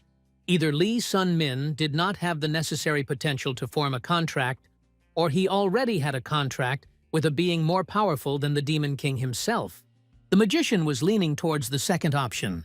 Lee Sung-min remembered how Prescan was surprised by the Demon King's refusal to accept his sacrifice. The mage confirmed that the boy could use the armor without fear. The artifact contained many useful spells, including the ability to turn into a bracelet activated by mana. Lee Sung-min then recounted how Prescan tried to offer him up as a sacrifice, but the Demon King rejected the offering. Kim Hyun found this extremely strange. Not only did the guy not go crazy after looking at the demon, but he also remained unaccepted. He asked if Lee Sun-min realized what this meant. He suggested that his soul might be higher than the level of a Demon King, but the magician could not confirm or deny this guess. When Lee Sun-min reported about the absorbed black heart, the mage noted that if it was indeed created by Prescan, it might be even more useful than the armor. But he could not give a precise explanation. He named God as the only source of possible answers. Lee Sun-min remembered how the goddess Mercy sent him to Dreamer to meet the god of time, Denir. He asked the magician if he could give him answers. Kim Hyun confidently confirmed this. Despite the knowledge he had gained, Lee Sung-min's mind only became filled with more questions. He realized that he had to go to Dreamer immediately. Scarlet, watching him leave Kim's, was clearly worried. She had previously warned him not to have anything to do with this magician, not expecting anything good from him. Lee Sun-min justified himself by explaining that he had no other choice. Only Kim could give the answers he needed. Scarlet asked about his condition after the raid, and he assured her that he was fine. When she asked about his future plans, he said that he was going to Dreamer. He had important business there. The girl, without hesitation, offered to accompany him. Scarlet noticed that Lee Sun-min didn't seem particularly excited about her decision to accompany him, but he assured her that he was glad to have her company. In fact, he was truly grateful for her support. Later, after returning home, Lee Sun-min again found himself caught up in dark thoughts. The question never left him. Why do people so easily sympathize with him? He knew that the reason lay in the internal energy that his body emitted. This energy inspired trust, drew people to him, but made the relationship illusory. He remembered Lud, who became his comrade for this very reason, and died for the same reason. The thought that something like this could happen to Scarlet tormented him. He would not forgive himself for her death. After Xion's death, he searched through his belongings and found many useful items. Among them were 2 magic pills, a small one and a large one, as well as the 100 steps mystical fist technique. At first he decided to use a small pill. Usually, the body only partially absorbs her mana, but this time the energy was completely absorbed. Surprised, he took the larger pill as well, and the result was repeated. Everything was absorbed without a trace. This confirmed his guess. It was the black heart created by the Lich that somehow changed his body. After that, he began to study combat techniques. The new strength and knowledge gave him confidence, but the questions kept growing. The next morning he met Scarlet again and informed her that he had changed his plans. He was no longer going to Dreamer. Since the girl needed to go there, he suggested that she go alone. Scarlet asked in surprise where he was heading now. Lee Sun-min replied that his path lay in Bredan. He wanted to return the teaching of the 100 steps of the mystical fist to the monks. Scarlet did not hide her suspicions. Why return such a valuable item if it could be sold profitably? But the guy insisted this was not his path, and he did not want to profit from someone else's property. Hearing this, Scarlet announced that she would go with him. She was burdened by the measured life in one city, and she had long dreamed of traveling. Besides, she enjoyed training in the mountains. Seeing no way to refuse, Lee Sun-min agreed. He thought that her presence would do no harm. However, the calm did not last long. An unfamiliar girl approached them on the street. She claimed that she felt a strange energy from Lee Sun-min. Scarlet and Lee Sun-min himself watched her with interest. There was a sense of wariness in the girl. After meeting him, she felt something inexplicable and wanted to understand who he really was. Not long before, Lich was sitting by the fire with his daughter. He thought about the battle with a powerful mage, in which he barely survived. The only reason for his survival was his own creation. He was saved thanks to the heart he created himself. He tried to give his daughter an order. He told her to return for that very heart that remained in the magic tower. However, the girl did not obey. She ignored his words. But for Lich, it was already an achievement that she at least didn't try to kill him. The girl, driven not by reason but by instincts, headed in a completely different direction. She was drawn by an unknown feeling, and following it, she found herself in front of Lee Sun-min. Without saying a word, she extended her hand to him. Lee Sun-min stood as if spellbound, unable to move. Luckily, Scarlet intervened in time. With the help of magic, she repelled the girl's attack and pulled Lee Sun-min back, warning him that if he did not come to his senses, he would die. She was wary of who this strange girl was. Lee Sun-min realized at that moment that the chimera in front of him was the one that Lloyd had told him about. Prescan had created it, and now it was here. Perhaps she came to return the Black Heart. He knew that she was the one who killed Xion without hesitation, and even a mage like Lloyd barely survived after meeting her. Lee Sun-min knew he might not be able to handle it, but he couldn't back down. He had to protect Scarlet. Clutching his spear, he rushed into battle. The girl's attacks were not only powerful, but also unusual. Her blows were stronger than those of the Chimera ogres. If it weren't for the energy boosted by the pills, he wouldn't have lasted. Scarlet tried to help. She used fire magic, but it only partially worked. The girl had an extraordinary resistance to spells, but Scarlet's magic was different. It was her own, improved technique. She openly threatened to turn the Chimera into ashes if it did not retreat, but the threat had no effect. The girl responded with a blow, and only Lee Sung-min's swift intervention saved Scarlet. During the fight, he finally realized the source of her power. Her technique was the 100 Steps Mystical Fist. He realized that she had gained the ability after taking Xion's heart. This means that this Chimera had the ability to absorb other people's powers. Chimera turned to Lee Sun-min again with the same question. She didn't understand who he was and why he was silent. But instead of answering, he only gripped his spear tighter and rushed into the attack again. His blows became weaker and weaker, and her defense became more and more insurmountable. She effortlessly parried every attempt to inflict damage. Scarlet joined the fight, unleashing a powerful magical volley on her opponent. The spells finally dealt damage to the Chimera and temporarily paralyzed it. Scarlet allowed herself to smile. It seemed that victory was near. But suddenly, the girl cut off her legs and immediately restored them, landing on new ones without difficulty. This sight shocked both of them. Before them stood a creature with a monstrous ability to regenerate. Scarlet assumed that such powerful restorations should drain her mana, meaning that if they could hold out a little longer, they would have a chance. She hoped that the enemy's source of magical power was limited, but she seemed to refute the very idea of limitations.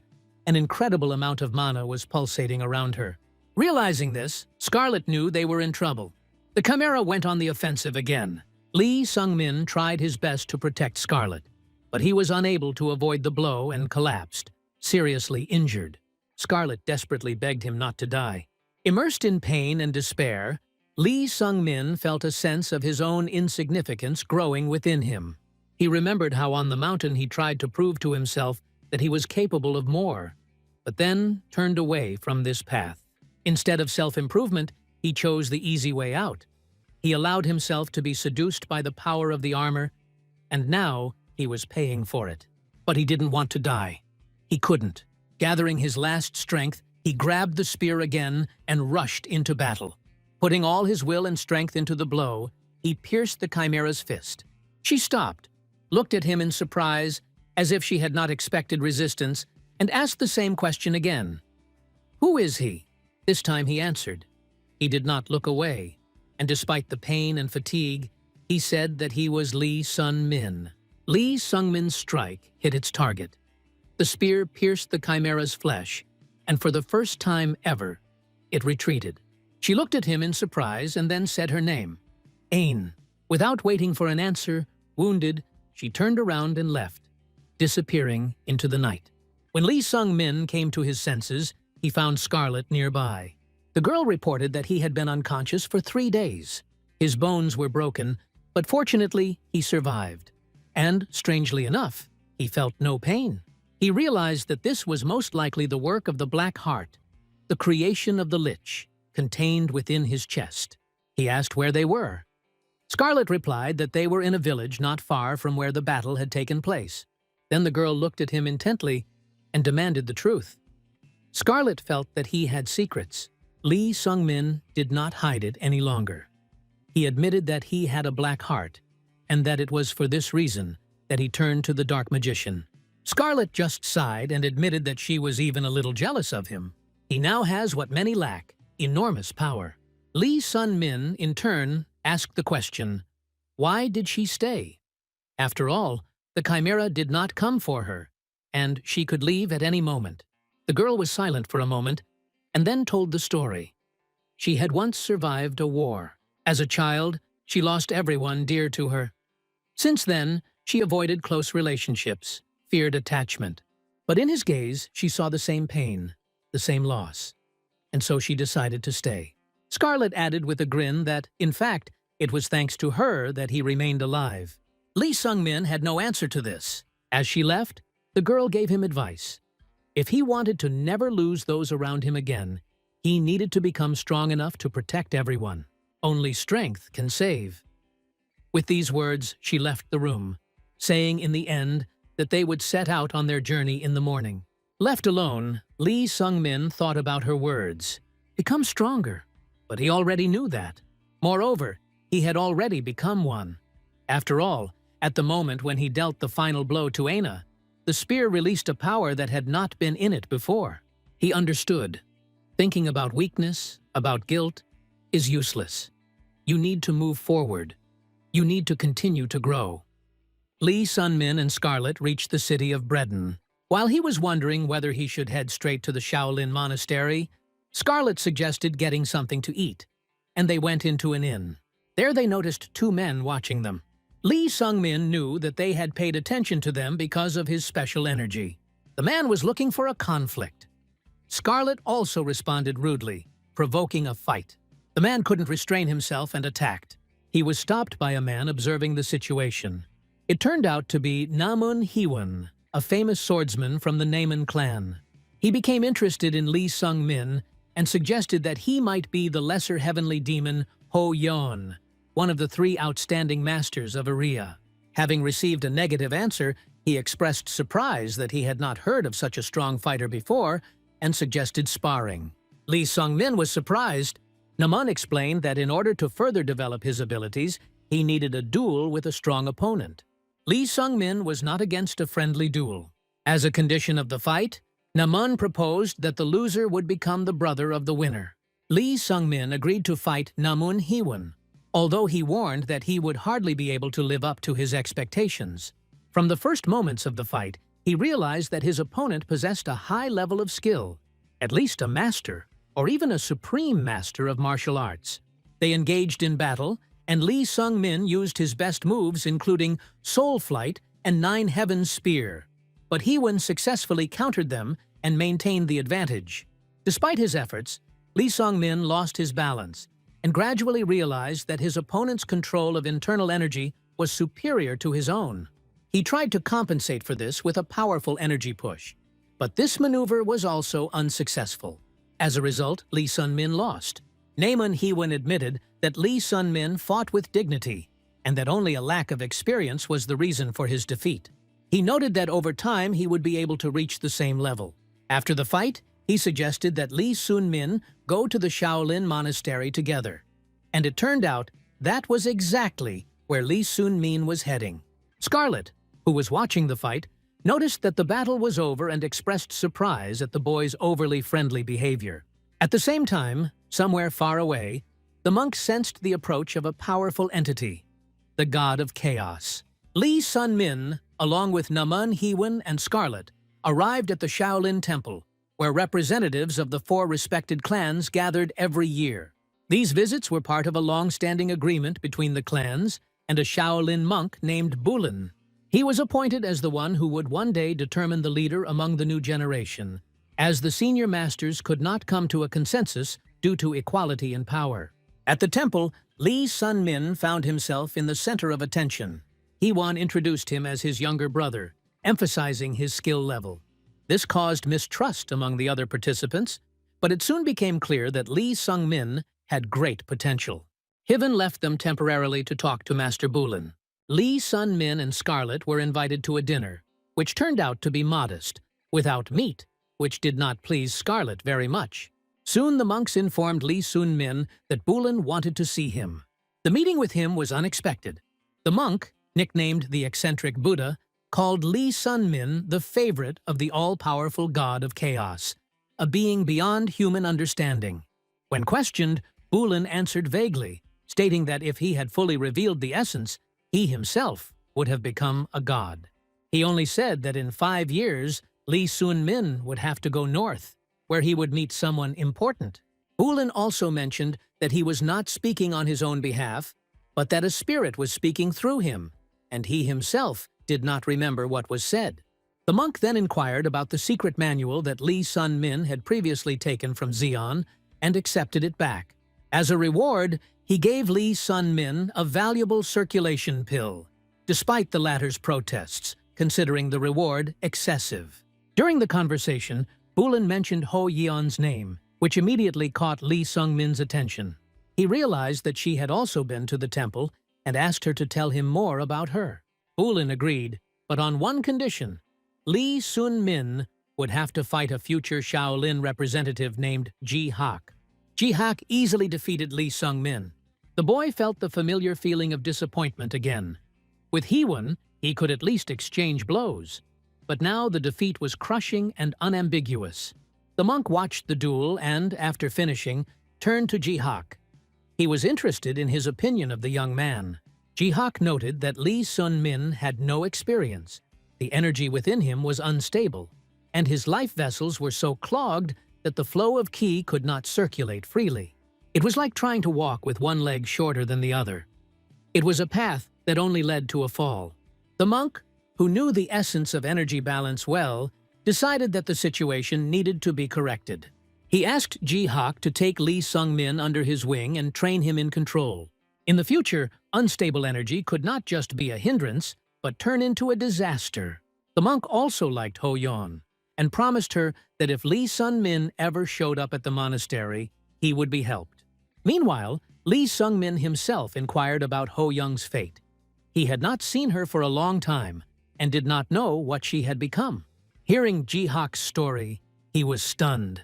The girl had already reached a level higher than the masters. Ji-hak fought her himself, and his defeat was even more humiliating than Lee Sung-min's. He didn't stand a chance. For Lee Sung-min, it was a revelation. While he was clinging to tiny progress, she had soared far ahead. The gap between them became frighteningly obvious. But instead of envy or despair, he felt determination. He admitted to Ji-hak Ho Yon was his friend, and at the same time, his target. Her strength was inspiring. Ji-hak, hearing this, understood where the guy's unstable mood came from. Now, everything became clear. The training began. Lee Sung-min was losing again, but he no longer saw defeat as weakness. He fell and got up. He fell again and kept going. He wasn't going to give up. In the evening, he returned to his companions and informed them of his decision to stay in the monastery for a while. Here he found what he had been looking for a long time: the way forward. Lee Sung-min's decision surprised Scarlet. His eyes showed no doubt. He was absolutely confident in his choice. He knew he had to become stronger, no matter what. As if testing his mood, she dealt him a few light blows. It had become a habit. Wherever Lee Sung-min went, no matter how hard he trained, he would return with bruises and abrasions. His path was always accompanied by wounds. Scarlet handed him the bracelet. It was a rare gesture, the first one she had ever given to Bayek Sogo. The artifact allowed the signal to be transmitted regardless of distance. She didn't think she would ever give a second one, but now she did just that. Lee Sun-min accepted the gift with gratitude. The next morning, they parted ways. The farewell was difficult, especially with Scarlet. When she was about to leave, Lee Sun-min couldn't bear it any longer and called out to her. The question that had been waiting for an answer for a long time was finally answered. She had known for a long time that this moment would come. At first, she was drawn to him by a strange energy, subtle but persistent. She usually kept her distance from people, but Lee Sung-min was an exception. The time spent together only strengthened her opinion. He turned out to be a devoted, reliable person, rare in his inner purity. She was touched by his humanity, his tenacity, his looks. He was a good friend. And just nice. Before she left, she wished him self-confidence, a confidence that he did not see in himself, but that others saw. Left alone, Lee Sun-min remembered the prophecy. 5 years. That's how much time he had left before meeting the one who would play a key role in his destiny. He knew that in 5 years, Baek Sogo and Ho Yon would meet in the dungeon, and that she, like in her previous life, would die at Ho Yon's hands. Preventing this was a matter of honor and purpose. Having decided that Baek Sogo was the important person, he rejected the easy way out. The spear, the armor, even the monk's pill. He left all of it behind. Now he wanted to go his own way without external help, without support, relying only on himself. When he showed up for training again, Ji-hak immediately noticed the lack of armor. The guy had chosen the hard way. All that mattered now was the heart. It was there that true strength was born and concentrated. The teacher was going to reveal to him the essence of Shaolin, not in words, but in deeds, in pain and overcoming. But even now, despite his concentration, A quiet chirping continued to sound in Lee Sung-min's mind, obsessive, as if it had become ingrained in his mind. The cicadas, deep in my head, did not stop. The training sessions followed one after another. Over time, Ji-hak increasingly realized that Lee Sung-min's level of skill and combat experience left much to be desired. He advised the young man to pay attention to this particular aspect. Not only the body, but also the consciousness that controlled the technology. Lee Sung-min once asked himself out loud, "Can a larva ever fly?" There was uncertainty inside him, but Ji-hak did not dispel it with pompous words. He simply said, "If you can fly, fly. If you can't, walk. If that's out of reach, crawl. And if you can't even crawl, crawl anyway. And try again." Ji-hak himself once considered himself gifted. But meeting Ho Yon changed a lot. He realized that despite his efforts, he had never learned to fly. He realized how wrong he had been in assessing his own capabilities. The days passed, and the training continued. Lee Sung-min began to compare, unwittingly but honestly. Ji-hak turned out to be a much better teacher than Ho Yon or Baek So-go. Both were natural-born warriors and could not understand what it meant to fight with their own bodies that had no natural gift. Their instructions were superficial. They failed to transmit the technique because they did not know what it was like to learn from scratch. For them, everything was simple, too simple. When Ji-hak asked why he put off mastering one of the most difficult techniques for so long, Lee Sung-min replied, he concentrated on the basics. He was not ready. This technique seemed beyond his reach, and he left it for later. But Ji-hak saw it differently. For this technique, masters were ready to give their souls. Its value could not be measured by mere effort. It was the key to understanding oneself and the path forward. Time passed. Months followed one another, and during all this time, Lee Sung-min was never able to defeat his mentor. But he did not retreat. He sat on the top of the mountain and continued his meditative practice, clearing his consciousness, listening to his body, observing the changes. Bulin, one of the senior monks, approached him. He noticed the changes. Lee Sung-min did not feel them in himself, but the master claimed that changes had occurred. Bulin asked what the young man now desired. The answer was simple and clear: to take off, to fly over the whole world and see it in its entirety, without obstacles. The monk nodded silently. He understood. Now the student was ready for the next stage. He had learned to crawl. It was time to learn to walk. Time moved forward inexorably. Lee Sung-min turned 20. He still trained hard with Ji-hak, overcoming his weaknesses every day. But one day, during a short break, he couldn't help asking a question. Why does Ji-hak continue to train with him when he could train with someone equal to him and achieve much more? The answer was simple and calm. That was the essence of Shaolin. Techniques had to be honed to the limit, and every student was an opportunity to grow, no matter how strong they were. Then Lee Sung-min realized that his doubt had returned. All this time it lived inside, making him feel like a stranger among those who treated him warmly. He couldn't understand why people were genuinely drawn to him, what made them open up. He decided to talk to Monk Bulin again. He had once asked about the feelings that people experience when they first meet him, but then the monk avoided answering. Now he was ready to ask the question differently. He asked, "What was the first impression?" Bulin did not answer immediately. He wondered why the young man had not asked this question earlier. Lee Sung-min admitted that he simply lacked courage, but now the fear has subsided. The monk explained that the first impression really did win people over. It was part of his blessing. But everything that happened after that depended only on Lee Sung-min himself. People stayed close, not because of his gift, but because of who he became. And that meant that the relationships he built were real. Not a single smile, not a single handshake, not a single word of support was fake. Bulin offered him a choice: remove part of the blessing, remove this effect, and allow people to perceive it without any influence. Lee Sung-min agreed. He wanted to go through life honestly, without false sympathy or magic that attracted attention. A little time passed. His elder brother visited him. He was surprised to see how much stronger Lee Sung-min had become. As a joke, A friend complained about his failures in love. The girl he liked got married, and now all his time was spent on training. He asked how Lee Sung-min had changed during this time and whether he liked his current training. Lee Sung-min replied that he felt he was in the right place. Then the friend noticed that the anxious feeling he had felt a long time ago had disappeared. At the time, it was confusing, even thought-provoking. Now it was gone. And that was good.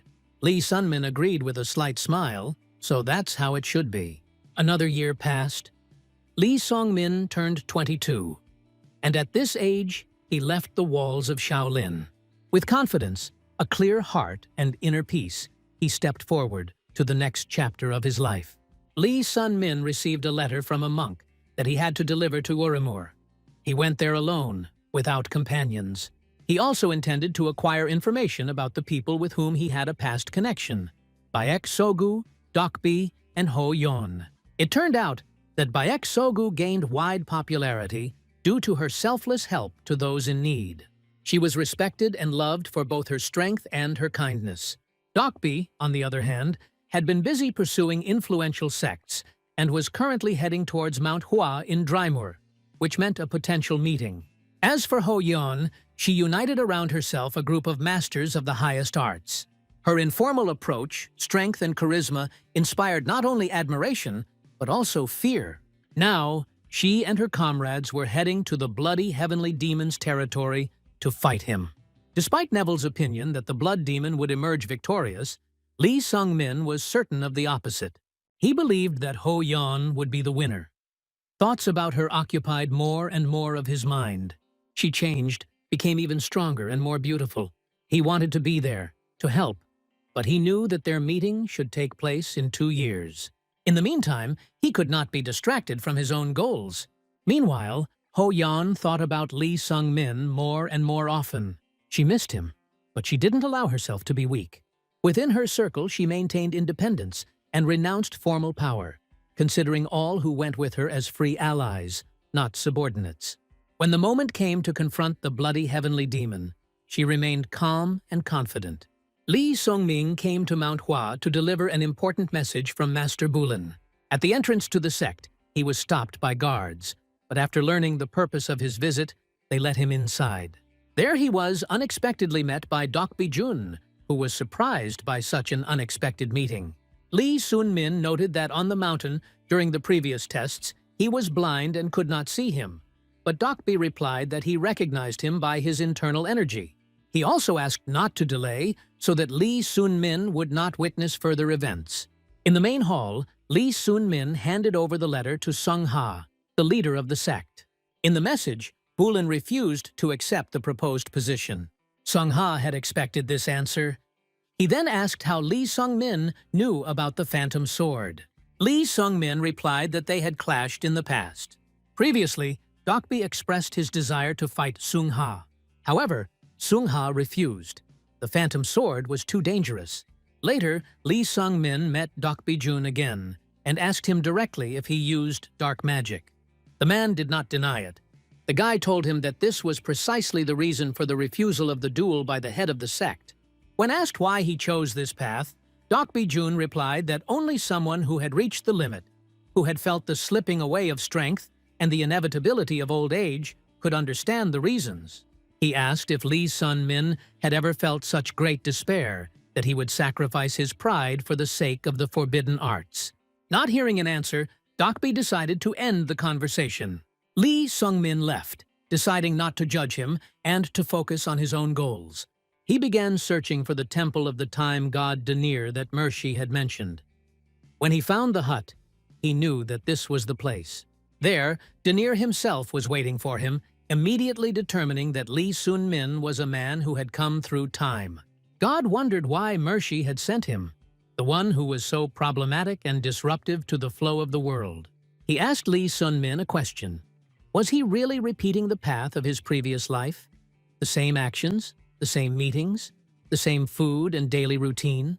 God explained that even the slightest changes caused by his existence had already begun to distort the course of history. So, Ho Yon stopped pretending to be a man and came into conflict with the Bloody Sky Demon precisely because of Lee Sung-min's intervention. His presence changes the structure of the world, and these changes will only intensify in the future. Lee Sun-min tried to argue with the god of time. He said that he had not chosen the path of regression, that he did not know why he had ended up here, who was behind it, and that everything that had clung to him had not happened by his will. He asked Daenerys if he knew what exactly had happened to him, but even God could not answer. He admitted that he was not omniscient and not immortal. Suddenly, Daenerys became alert. He sensed the apostle's approach and asked Lee Sung-min if he could sense it. He saw a familiar energy, the same as when someone was trying to tell him something important. The god of time firmly stated that no one, neither gods nor mortals, would give Lee Sun-min an answer to his questions. After that, he ordered him to leave. Before leaving, Lee Sun-min asked where to look for answers. Daenerys named a name, Envers, the only person who, like Lee Sun-min, had a broken cause and effect relationship.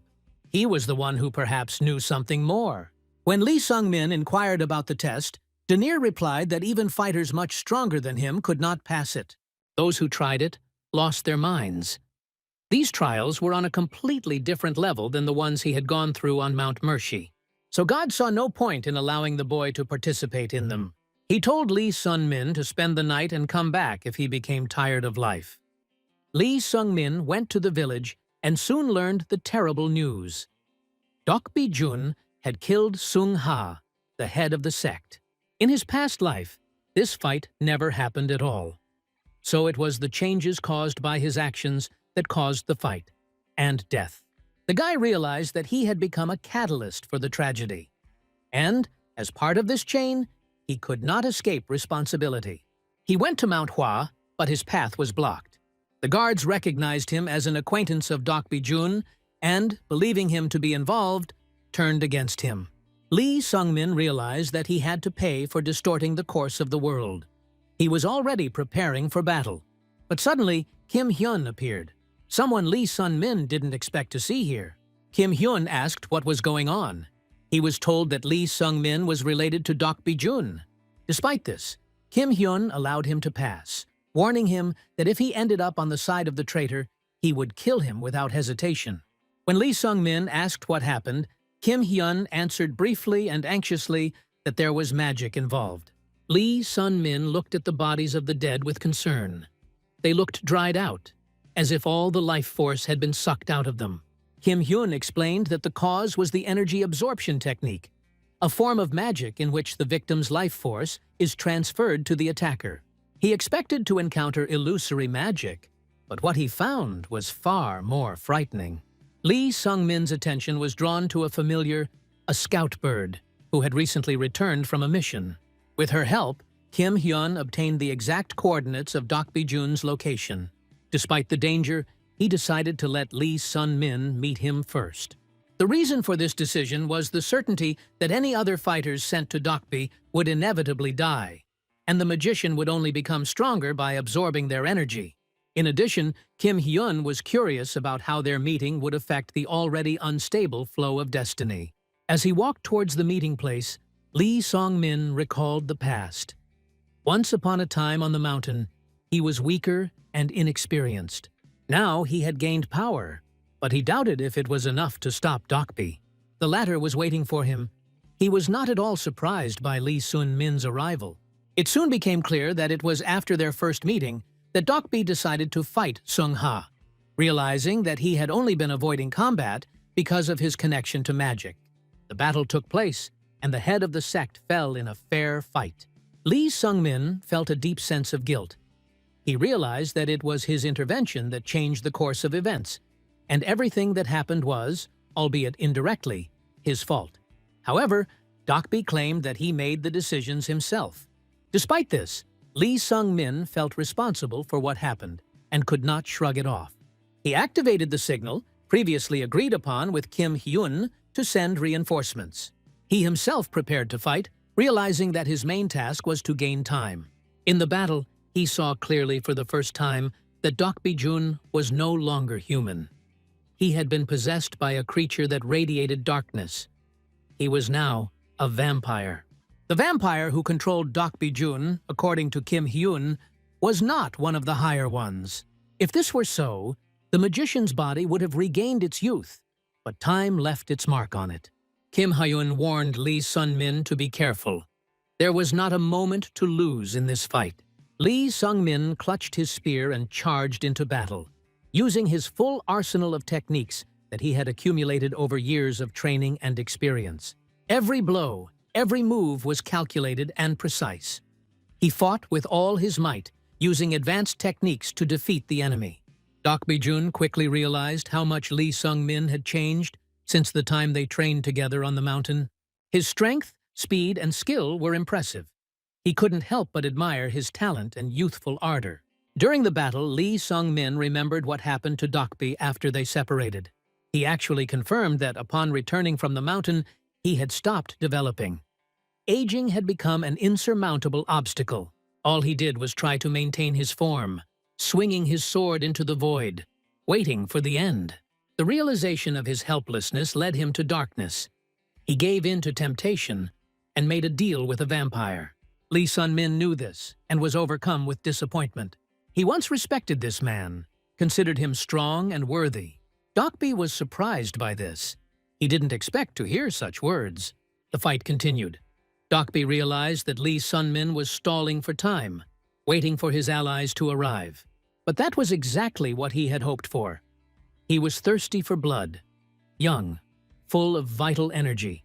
She could return his lost strength, awaken in him that youth which had already become an unattainable dream. When a martial artist reaches the highest level, he is able to concentrate all his internal energy into his weapon. This process is called sword energy, a technique that allows one to greatly increase their destructive power, cutting through steel as easily as butter. Later, as skill increases, this energy can be shaped to create enhanced sword energy. Such weapons became deadly dangerous. One blow was enough to destroy the target. But even against this, there was a defense. A reinforced defensive energy that covered the body like armor and could withstand even the most destructive attacks. Lee Sun-min did not have full command of this technique. He couldn't use the enhanced energy the way the strongest did. This put him at a disadvantage. In his fight with Docby Jun, he was again thrown back by a powerful blow. The enemy moved quickly and accurately. His attacks were unpredictable and almost impossible to block.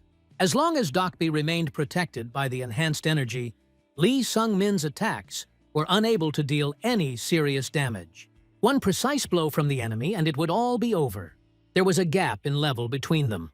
Docby not only had mastery of martial arts, but also the power of a vampire and the protection that enhanced energy provided. Despite this, the fight continued for hundreds of rounds. The fact that Lee Sung-min remained alive was a miracle in itself. At some point, he managed to create a gap in the enemy's defense.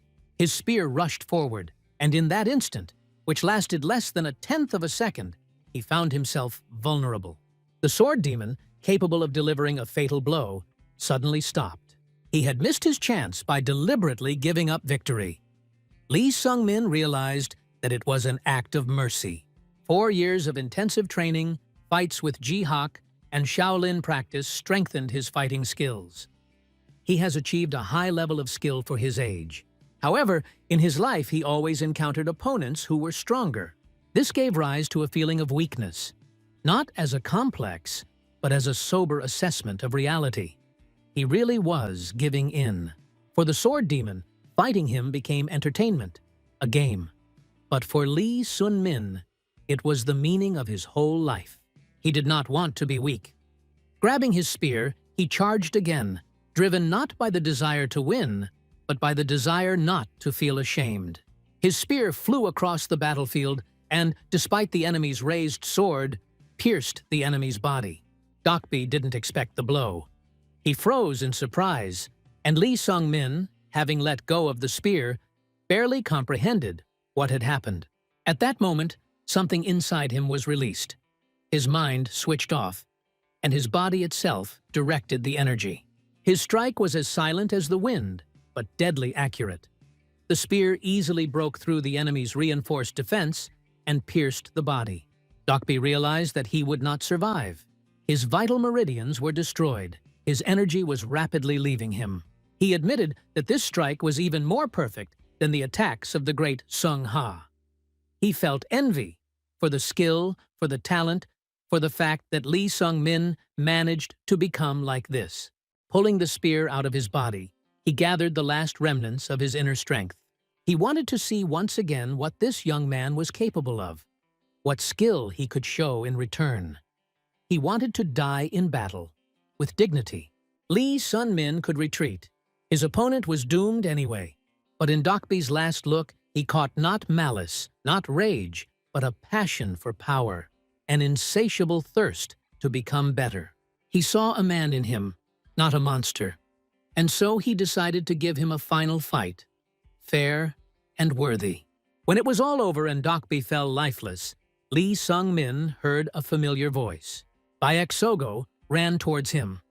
About 5 years had passed since their last meeting, and Baek Sogo was surprised to see how much Lee Sung-min had changed. He became different, not only externally, but also internally. She said that she arrived immediately after she heard about Docby Jun.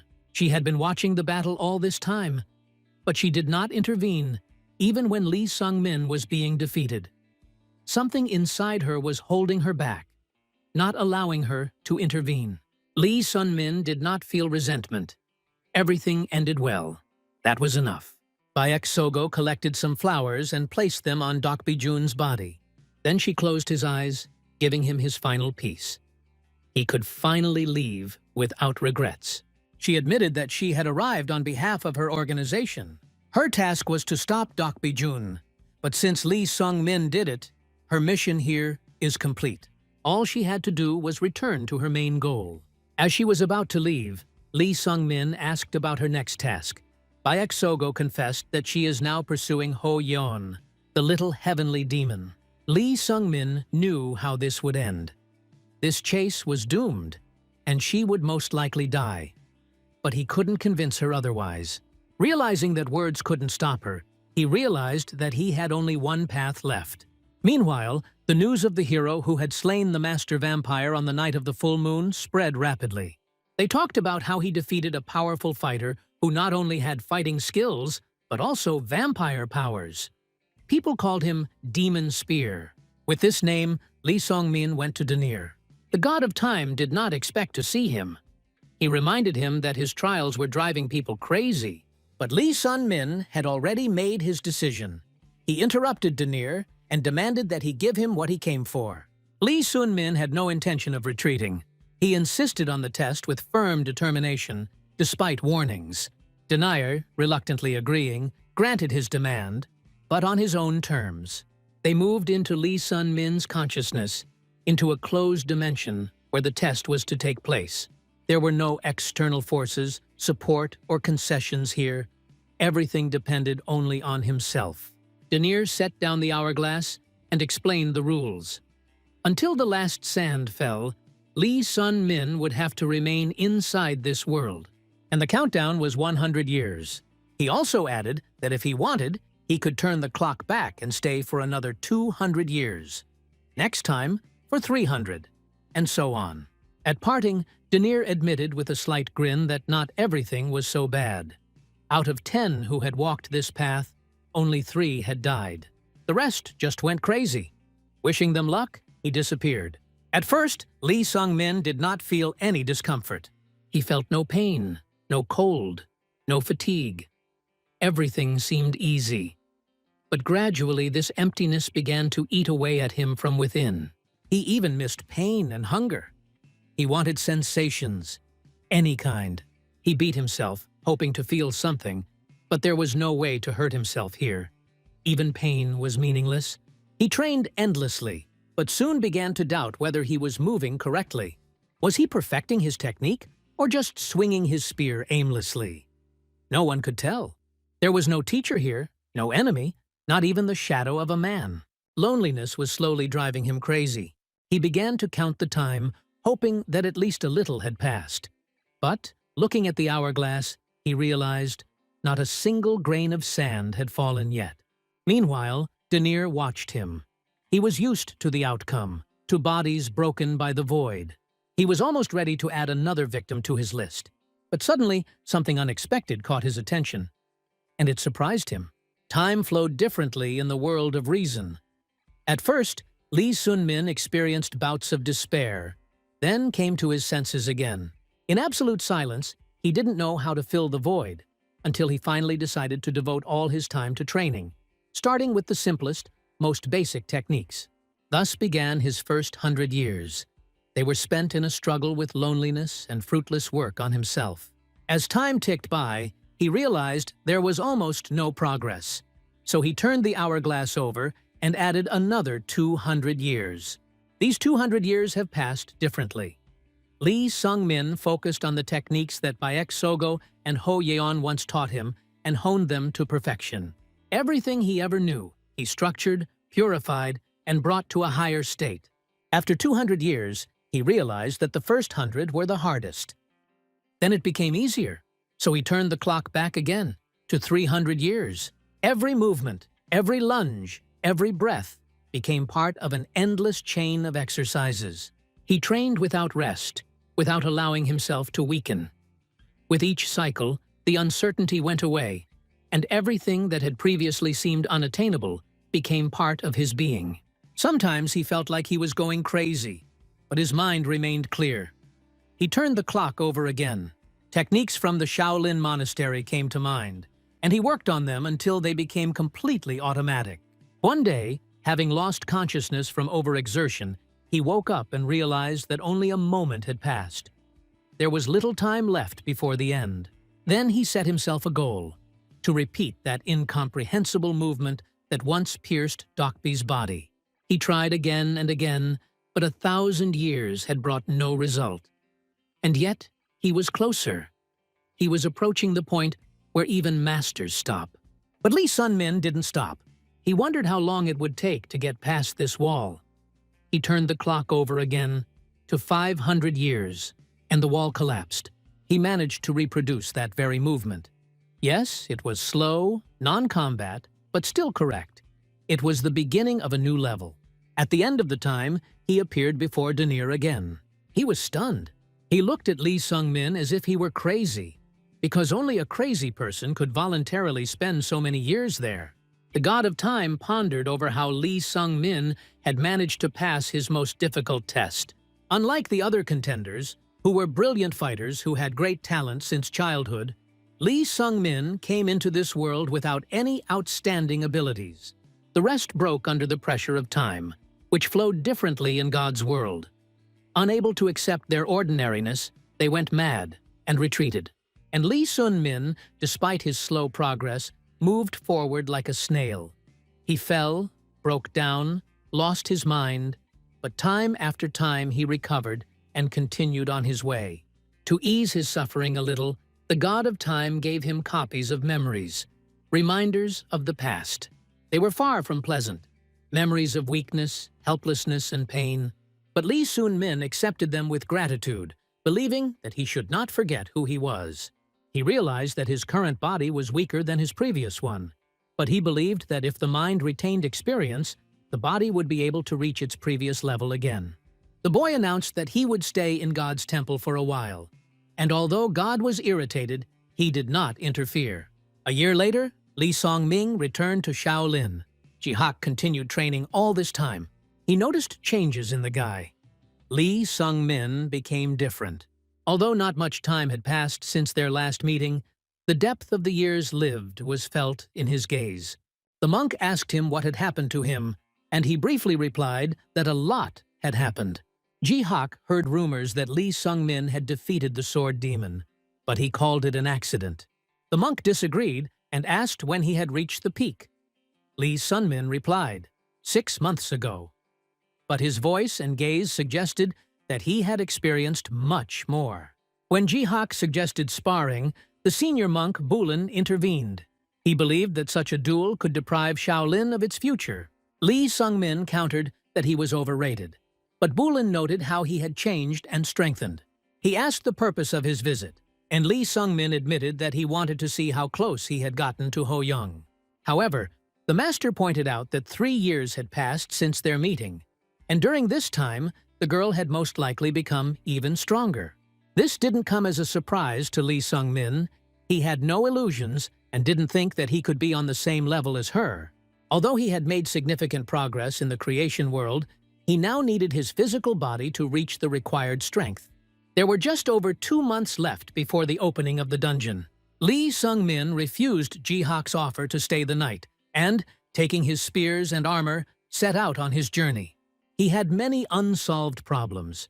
He wanted to learn more about the black heart in his body, prevent Bayek Sogo from dying in the dungeon, and find Envers, the man Denir had mentioned. Envers, like him, had a distorted sense of cause and effect, and, according to the god, was the only one who was able to escape death. Lee Sun-min hoped that he would give him answers. He had previously acquired information from the Erebus Guild about a merchant with that name who had allegedly been seen in a forest filled with monsters. This forest was dangerous and avoided by people because of the ghostly screams that destroyed the mind. The chances that an ordinary person could survive there were negligible. When Lee Sun-min entered the forest, he heard these cries, but after 2,100 years in the realm of consciousness, they had no effect on him. He felt a presence behind him and, while fighting the forest monsters, he noticed that he was being watched. Strangers could not understand who he was, because he easily dealt with monsters without emitting the slightest sign of demonic energy. They realized that they couldn't stop him and needed reinforcements. But when they looked out from behind the shelter, they discovered that the boy had disappeared. He was already standing in their tent. His appearance caught them by surprise. When he asked about Envers, the men drew their weapons. He made it clear that he didn't want to fight, but one of them still used force. Lee Sung-min easily repelled the attack and approached the second one to clarify the situation. It turned out that they were deaf, and he asked them to write down what he wanted. After this, he asked who they were. The men replied that they belonged to a tribe. Suddenly, the eldest of them appeared. Angry that his people were telling an outsider about the tribe, he promised that the stranger would not leave alive.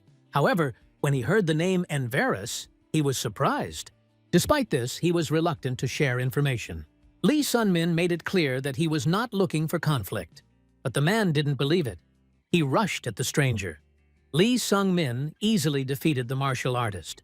He explained to the others that he was only interested in something related to their tribe and asked them to show him the way. Lee Sun-min arrived at a remote tribe living in a deep forest.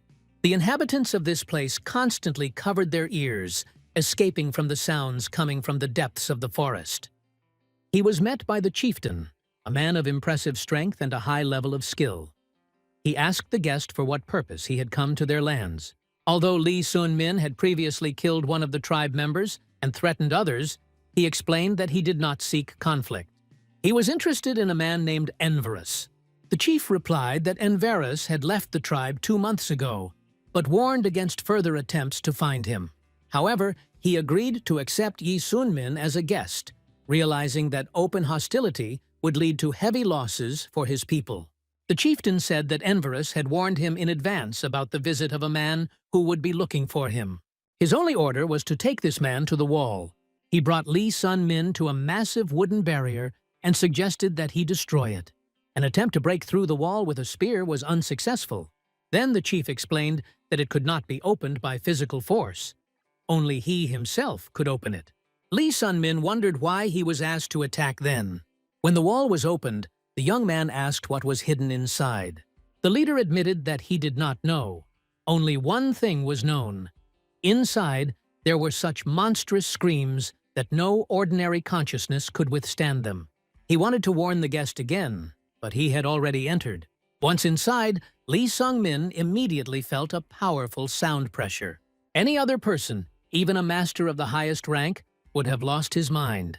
However, Lee Sun-min spent 2,100 years trapped inside his own mind, experiencing multiple mental destruction and restoration.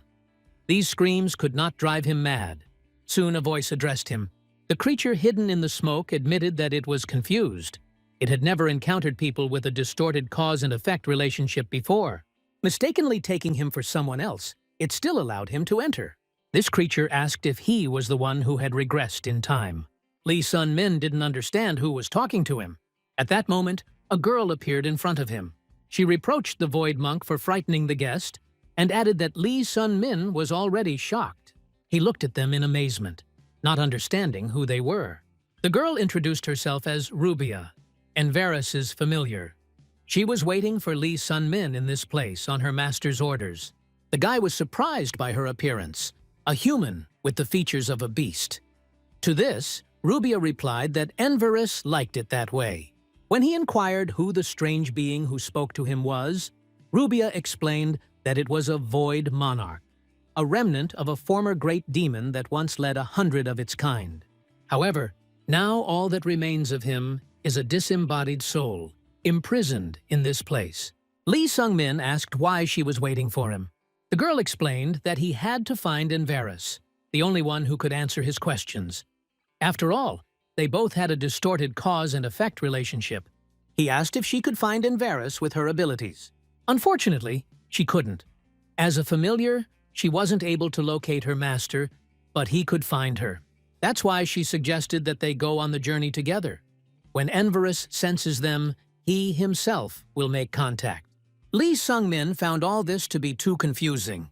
He said that one familiar was enough for him, and there was no place for a faceless spirit here. However, the monarch of the void objected. He himself does not know why he should follow him, but one day the one who regressed in time will come to him. This path is connected with the forest, the tribe, and he himself is only a part of this pattern. The seal in the forest exists as long as the tribe lives.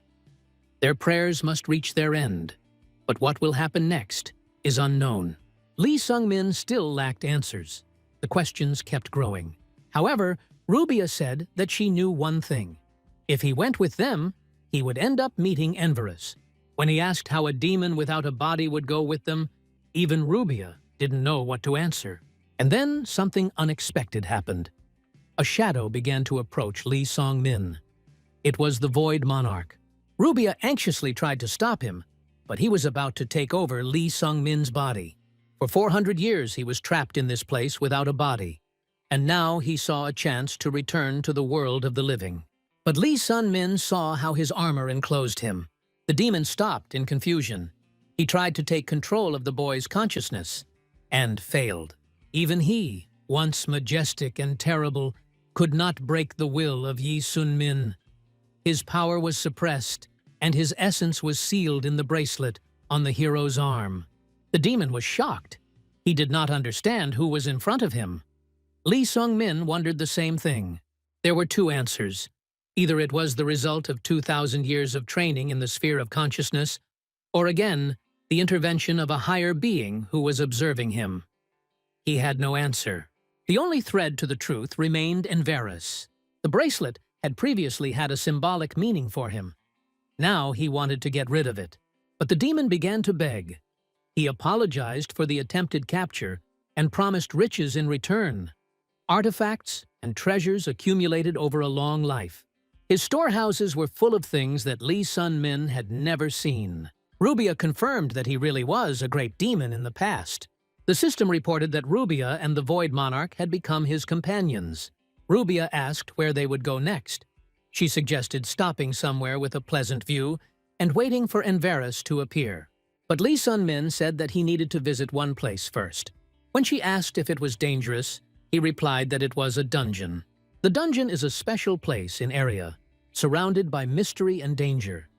It is the only location whose portals can appear anywhere. There are different laws operating inside it, not subject to the logic of the outside world. There, the spells seem to permeate the space itself.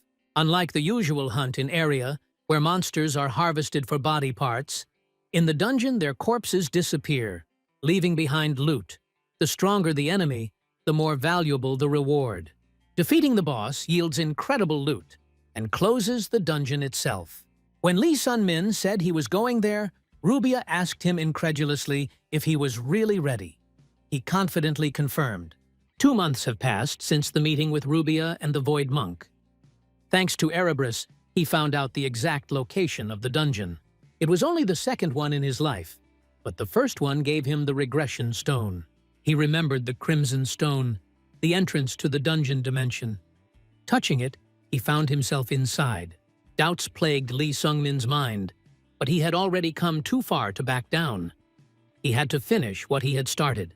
Once inside, he encountered a man holding a huge axe. He asked who he was, and, recognizing him as Demon Spear, the slayer of the sword demon, he narrowed his eyes. Lee Sun-min found the nickname unpleasant, but he didn't object. The man introduced himself as Grismo. Lee Sung-min knew him from his previous life. Ho Yon had killed the martial artist back then. Grismo asked if he had come to stop Ho Yon. He warned that if she was not stopped, a demon would be born that could not be contained. Their goal was to save Area. When Lee Sung-min asked about the other participants, Grismo replied that Ho Yon's followers, the sword demon Doko, Lonely Granny, and demonic Iron Fist, had already infiltrated the dungeon. Also arriving were fighters from the Muram Alliance, Bayek Sogo, Drunkard of the Beggar Sect, Unrivaled Madcap, and Supreme Heavenly Swordsman. He asked if Lee Sun-min would help. He vowed to do everything in his power. Grismo nodded approvingly. Meanwhile, Ho Yon met her opponent. A familiar voice sounded like an echo.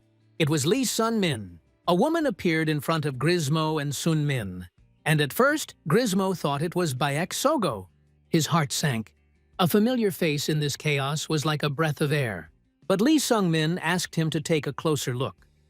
When he did, he realized that this was not a human being, but a demon who could copy his appearance. And not only the looks, he also inherited the skills of the real Bayek Sogo. The battle broke out instantly. The demon rushed towards Lee Sung-min and Grismo, delivering furious blows. But Lee Sun-min defeated him. Meanwhile, deep in the dungeon, another warrior encountered a copy of Ho Yon. He knew he would lose, but he still rushed into battle. Duty did not allow him to retreat. Meanwhile, Ho Yon defeated Lee Sung-min in a fight. She was glad that it wasn't the real him. Bayek Sogo was attacked by a doppelganger, a copy of the Supreme Celestial Swordsman. Fortunately, it was one of the weakest of the created doubles. After defeating him, Bayek Sogo picked up the fallen crystal, pure and sparkling, like a magical elixir. She hesitated on where to go next, knowing that she alone was vulnerable to the little heavenly demon or his close associates. She was distracted by a voice. Doko and Iron Fist, Ho Yeon's loyal followers, appeared before her. They saw that she was alone. Meanwhile, Lee Sung-min studied the crystal he had extracted from Bayek Sogo's doppelganger's body. The demon contained within his armor responded in surprise. He sensed something exceptional in Lee Sung-min's heart. Never before had he seen such an exceptional heart. They continued on their way. Soon they came across a wounded man. It was Che-gul. He immediately recognized Grismo and, fearing that he was a double, tensed up. But he quickly calmed down. Lee Sung-min remembered that Che-gul was one of the 3 rising stars of the Orthodox sect, just like Ji-hak. They asked him about the wound, and he explained that he had encountered a copy of the Doko sword demon on his way, which he had been unable to dodge. The boys gave him a healing potion. Che-gul said that he had heard about Lee Sung-min. Bayek Sogo had mentioned him. He realized that he was helping because he cared about her. Che-gul asked Lee Sung-min what his relationship was to her. The answer was simple: a close friend. There was tension between the men, which was broken by Lonely Granny. She asked with a smile if she could join them. Grismo recognized her as Lonely Granny, one of the strongest warriors and a follower of Ho Yon. At this point, Rubia reported that she had finished analyzing the dungeon. She showed the map. The blue icon was Lee Sun-min, the yellow ones were other people, and the red ones were monsters. Lee Sung-min noticed that 3 yellow dots were moving rapidly. There was a battle going on somewhere beyond the wall. He thought, what if it's Bayek Sogo? What if she's in danger? He asked Rubia if it was possible to destroy the wall. She replied that it was not easy. Behind them, Grismo sensed a powerful energy building up. The demon of the spear was preparing something colossal. Even the demon sealed within the boy's armor was shocked. Such techniques were beyond the capabilities of those at Lee Sung-min's level. However, the young man concentrated and used all his energy. He moved through the wall and stood between Bayek Sogo and her enemies. Lee Sung-min prepared for battle. His sudden appearance surprised his opponents. Sogo didn't expect that he had become so strong in such a short time.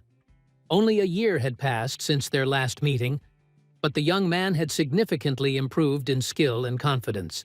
The opponents split up.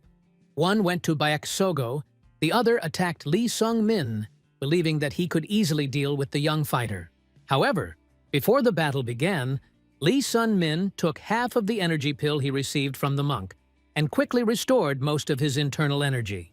While fighting, he demonstrated outstanding skill with the spear. Despite his young age, his technique was impeccable, and his opponent began to understand that if he dragged out the fight, he could lose. He was in a hurry to win and join Ho Yon, unaware that she was Lee Sung-min's friend. The enemy did not know that Sung-min himself had mastered her technique and that only she herself could defeat him. Suddenly, a figure resembling Ho Yon appeared. The men thought that it was their mistress. However, the double killed one of them instantly. Not knowing that it was just a double, the second man attacked her. One was instantly killed, the second fell right after, unable to even come close to victory. Lee Sung-min quickly assessed the situation. He realized that he couldn't defeat Ho Yon's double on his own. Leaving Sogo a chance to escape through the hole in the wall, he ordered her to go get reinforcements. She hesitated, but Lee Sun-min knew that she was the faster of the two, and he had no choice but to stand firm and hope that help would arrive in time. In his past life, Lee Sung-min remembered how after leaving the dungeon, Ho Yon declared that everyone was dead. Then everyone decided that she was the one who was responsible for their deaths. But now he understood the truth. It was not she who was guilty, but her double. This monster stood before him, and he wondered if he had even the slightest chance of winning. There were about 5 minutes left before help arrived, but he didn't know if that would change the outcome. Doubts tormented him. Would they be able to defeat the double even together? He noticed that his opponent skillfully used the cloth falling from his shoulders as a weapon, striking with precise force and in vulnerable places. Lee Sung-min remembered Ho Yeon's instructions: how to fight when you are weaker, how to use experience against strength. Now his physical body was weaker, but his mind and experience were to become a weapon. He attacked, but the double parried all the blows, using a variety of techniques. The demon inside the armor spoke, and Lee Sung-min finally realized that the real Ho Yon had fought using her inner strength, without using her hand and foot techniques, and this double used everything at once. This meant only one thing. He considered Lee Sun-min a dangerous opponent. At that moment, he mentally ordered Sogo not to return. He understood that if she returned, she would die. Meanwhile, Sogo reached her allies. She begged them to come to her aid, but they were exhausted after fighting the monster. Realizing that she couldn't wait, she decided to go alone. However, Chi-Gul stabbed her from behind, knocking her out. He explained to Grismo that if they went there now, they would all die. To fight such an enemy, they needed power that they did not have. Grismo asked what to do now. They couldn't leave the dungeon without defeating the boss. Then Chi-Gul said that he had the scroll that he had taken from Lonely Granny. He hoped that it contained a plan to escape from the dungeon. Lee Sung-min barely blocked a powerful blow from Ho Yon's double. The enemy's strength grew, and even the help of the armored demon did not make the situation any easier. Each blow became harder and harder, and the defense required the utmost concentration. The demon insisted that Lee Sung-min pull himself together, otherwise they would both meet death here. He reminded that if Lee Sun-min fell, then he, a demon, would also remain imprisoned in this place forever. Lee Sung-min thought about Sogo, who still hadn't returned. He felt that something had happened to her. She would not have left him without a reason. The demon blamed the girl for what was happening, claiming that it was because of her that they were here. But Lee Sun-min was ready to fight, even if it meant sacrificing himself. He remembered how she had saved him on Mount Marshi, and he knew that without her, he would already be dead. The monarch, seeing the boy's determination, decided to intervene. He allowed the power within him to awaken and passed it on to Lee Sung-min. Energy pierced the young man's body. The wounds began to heal, and a power he had never felt before spread inside him. The demon showed him the power of a true chaos god. and this strengthened Lee Sung-min's resolve. Ho Yeon's double watched carefully, realizing that he now had a worthy opponent in front of him. Lee Sun-min felt his meridians filling with power. The demon offered to take control of the body, but the boy refused. He wanted to fight himself, asking only for strength. Although the demon doubted that he could handle it, he still obeyed. Even though Lee Sun-min's body was weak, his consciousness and will were at a level capable of handling the highest techniques. Soon the battle turned to the offensive. Lee Sun-min's spear flared with wild energy. He rushed at the double, delivering a powerful blow that sent the enemy flying away. From that moment on, he used all of his techniques: 9 Heavens Spear Shot, 9 Dragons Distraction, and finally, Path of Nothingness, his strongest attack. With her help, he defeated the double. It was hard work. It took 9 years of travel and several thousand years of internal time. All this time he was thinking about Ho Yon. She was his goal, his measure. It was important for him to know if he had become stronger. The demon watched him with surprise. Lee Sung-min not only accepted the power, but also subdued it, controlling abilities beyond his level. It was incredible. But the demon's help was temporary. He warned that he was going to take the power back, and the blowback would be devastating. If Lee Sung-min didn't focus, he wouldn't survive it. As the demon began to withdraw his power, a flash of furious pain pierced the young man's body. He was already accustomed to suffering, but he had never known such pain. Lee Sung-min woke up after a hard fight. Rubia was next to him, watching him with concern. He learned that he had been unconscious for about an hour. Despite the potion left by Bayek Sogo, his condition remained grave. Rubia asked him not to move, but Lee Sun-min couldn't afford to rest. He wanted to know what had happened to the others. When he returned, he found only the body of the old woman. His friends were gone. Rubia sensed traces of teleportation magic in the air and assumed that the three had used the scroll to leave. Lee Sung-min realized that he had saved Bayek Sogo, and that was the main goal of the expedition. But there was still one task left. The young man headed towards the dungeon boss. He knew who he would meet there: Ho Yon. He wondered if she had changed, if she thought of him the way he thought of her. As he approached, he was struck by the sight of Ho Yon fighting the boss alone. Her technique was flawless. It was the epitome of mastery, something he had been striving for all this time but had never achieved. She defeated the enemy and noticed Lee Sun-min's presence. However, he did not enter. He remained behind the wall. Ho Yeon said she was glad to see him and noted his progress. She admitted that she met his double and asked who he was fighting. Lee Sung-min replied that his enemy was her doppelganger. Ho Yeon assumed that he had fulfilled his dream. But Lee Sung-min said that this was not so. He saw how perfect her technique was, and he realized that he himself had not yet reached the required level. She offered to go with her, but he refused. He had 1 more year before their next meeting, and he wanted to use this time to become stronger. He knew that if he went with her, he would remain in her shadow, and he wanted to be her equal. They broke up. Ho Yon couldn't hold him back, even though she wanted to. She understood that if she took him by force, he would hate her. When Lee Sun-min left, she realized that she hadn't told him the most important thing. She had missed him all this time. Meanwhile, Bayek Sogo woke up. She realized that she was no longer in the dungeon and asked where Lee Sung-min was. Seeing that he was gone, she guessed that he had been abandoned. Chi-gul explained that they had no other choice. They were saving themselves. Bayek Sogo was angry. She announced that she was leaving the alliance, which greatly surprised Chi-gul. Inside, she felt guilty. She had betrayed Lee Sun-min. From now on, her goal was to become stronger, and she intended to achieve this goal at any cost. Lee Sung-min found himself in a strange, unknown place. Everything around was covered in fog, and he didn't know where he was until he heard a voice. It was the Void Monarch, the demon whose power had recently saved him. He was nearby. Lee Sun-min asked where they were and received an unexpected answer. They were in his dream. The guy looked at the demon and asked why he looked like smoke. The monarch explained that it was more convenient for him, but if Lee Sun-min wanted, he could show his true face. And he showed. Before him appeared a powerful demon, whose image combined both human and otherworldly features. He was much more human-like than Lee Sun-min expected. The guy asked why he brought him here.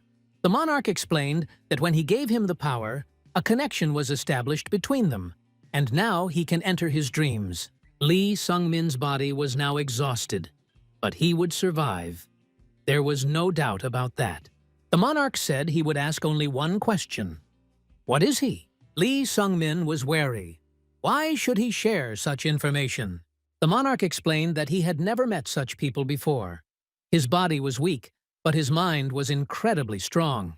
Even he, an ancient demon, could not subdue this man. This was unusual. After a pause, Lee Sung-min admitted that he had regressed. The monarch was not surprised. It explained a lot.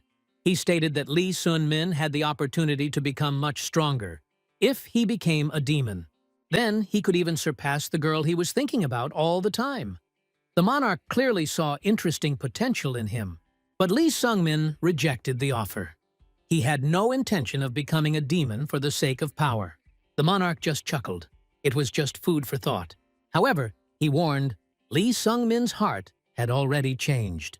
It is special and has already absorbed some of the demonic energy. The way back will be difficult. Time passed. Lee Sun-min, Rubia, and the demon familiar moved north to where, according to Monk Bulin, an important person was waiting for him. It was cold.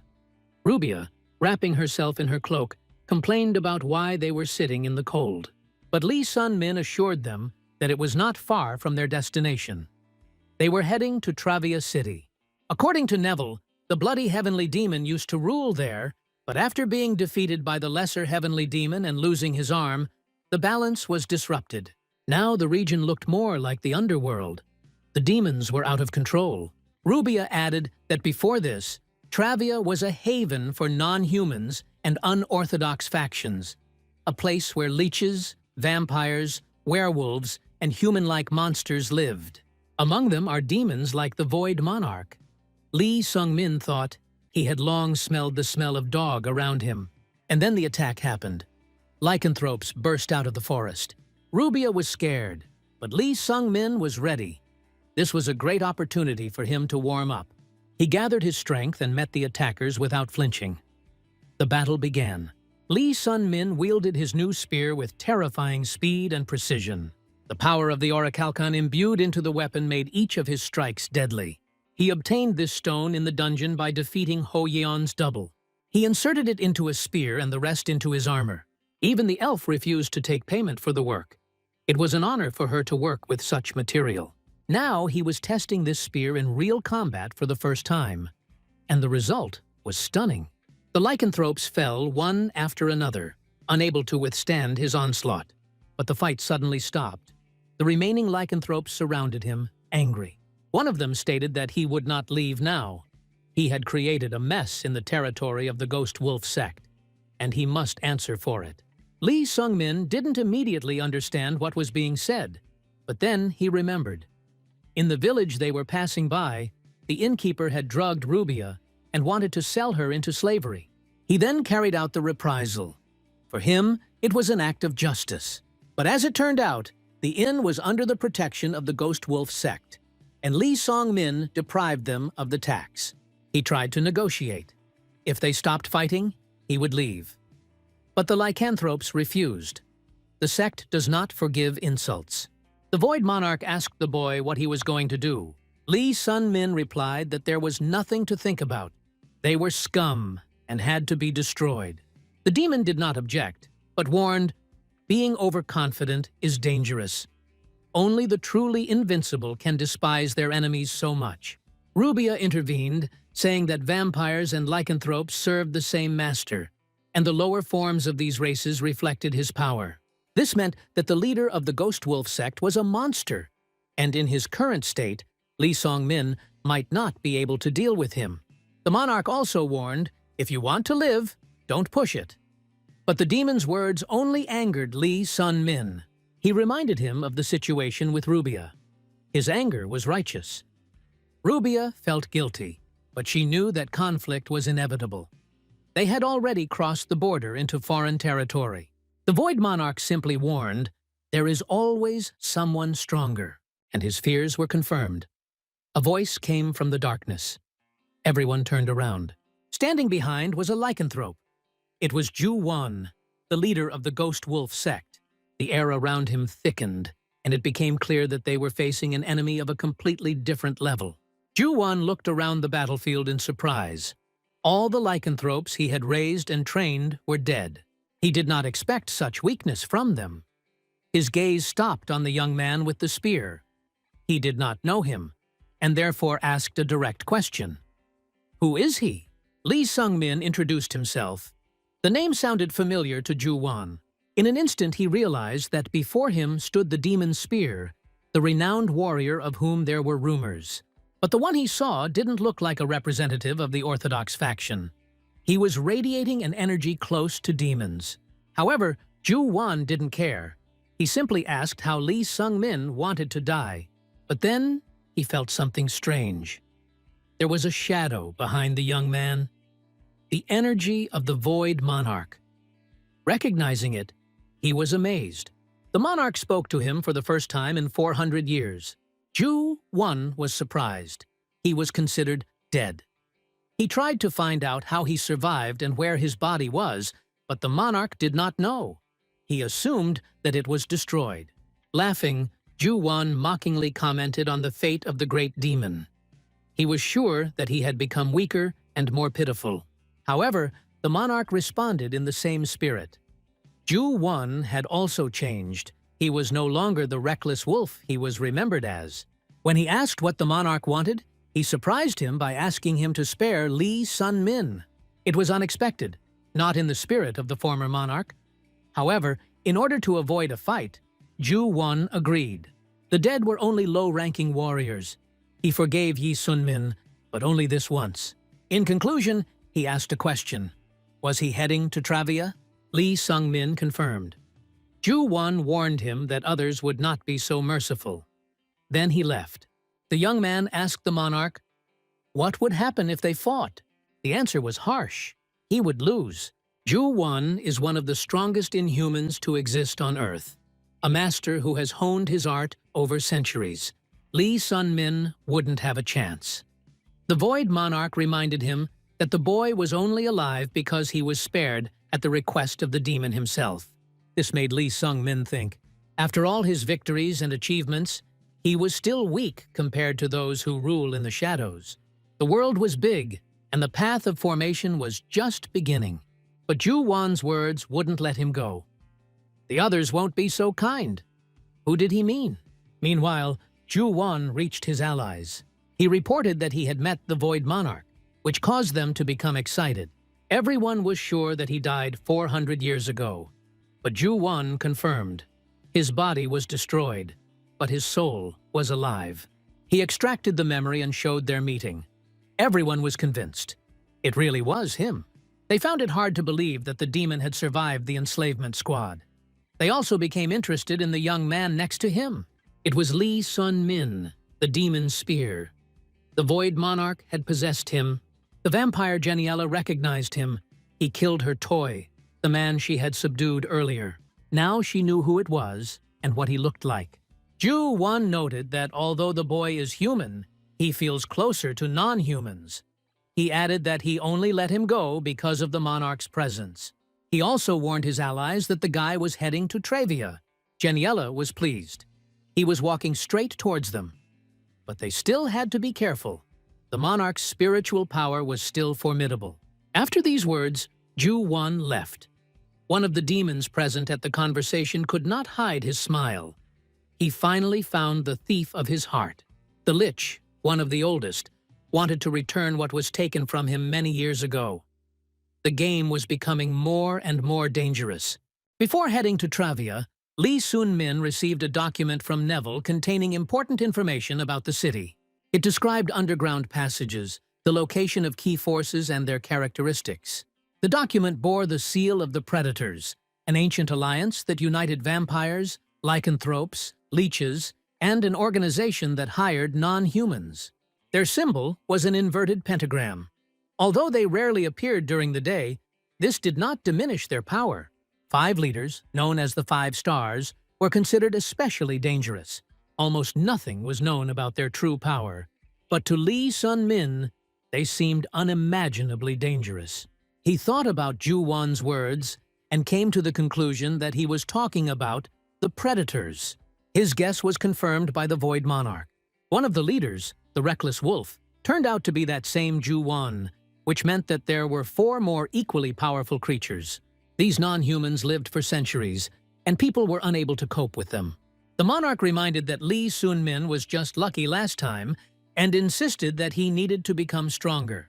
Once again, the monarch suggested that Lee Sun-min accept the demonic essence. However, he remained true to himself. He had already abandoned this path and was not going to lose his essence, even for the sake of power. For him, it was a way to honor the memory of one person from the past who had already walked this path. The monarch did not understand why he should continue to suffer if he could gain the power he would soon need. He was already tired of the guy's constant thoughts, but still warned, when the time comes, it may already be too late. He also spoke about a woman living in Travia, a vampire who was especially attracted to the likes of Lee Sun-min. Even the bloody heavenly demon had a hard time resisting her charms. Her name was Jenniela, the black star of the predators and the queen of the vampires. She tried unsuccessfully to force the blood demon to accept her power and admired his tenacity.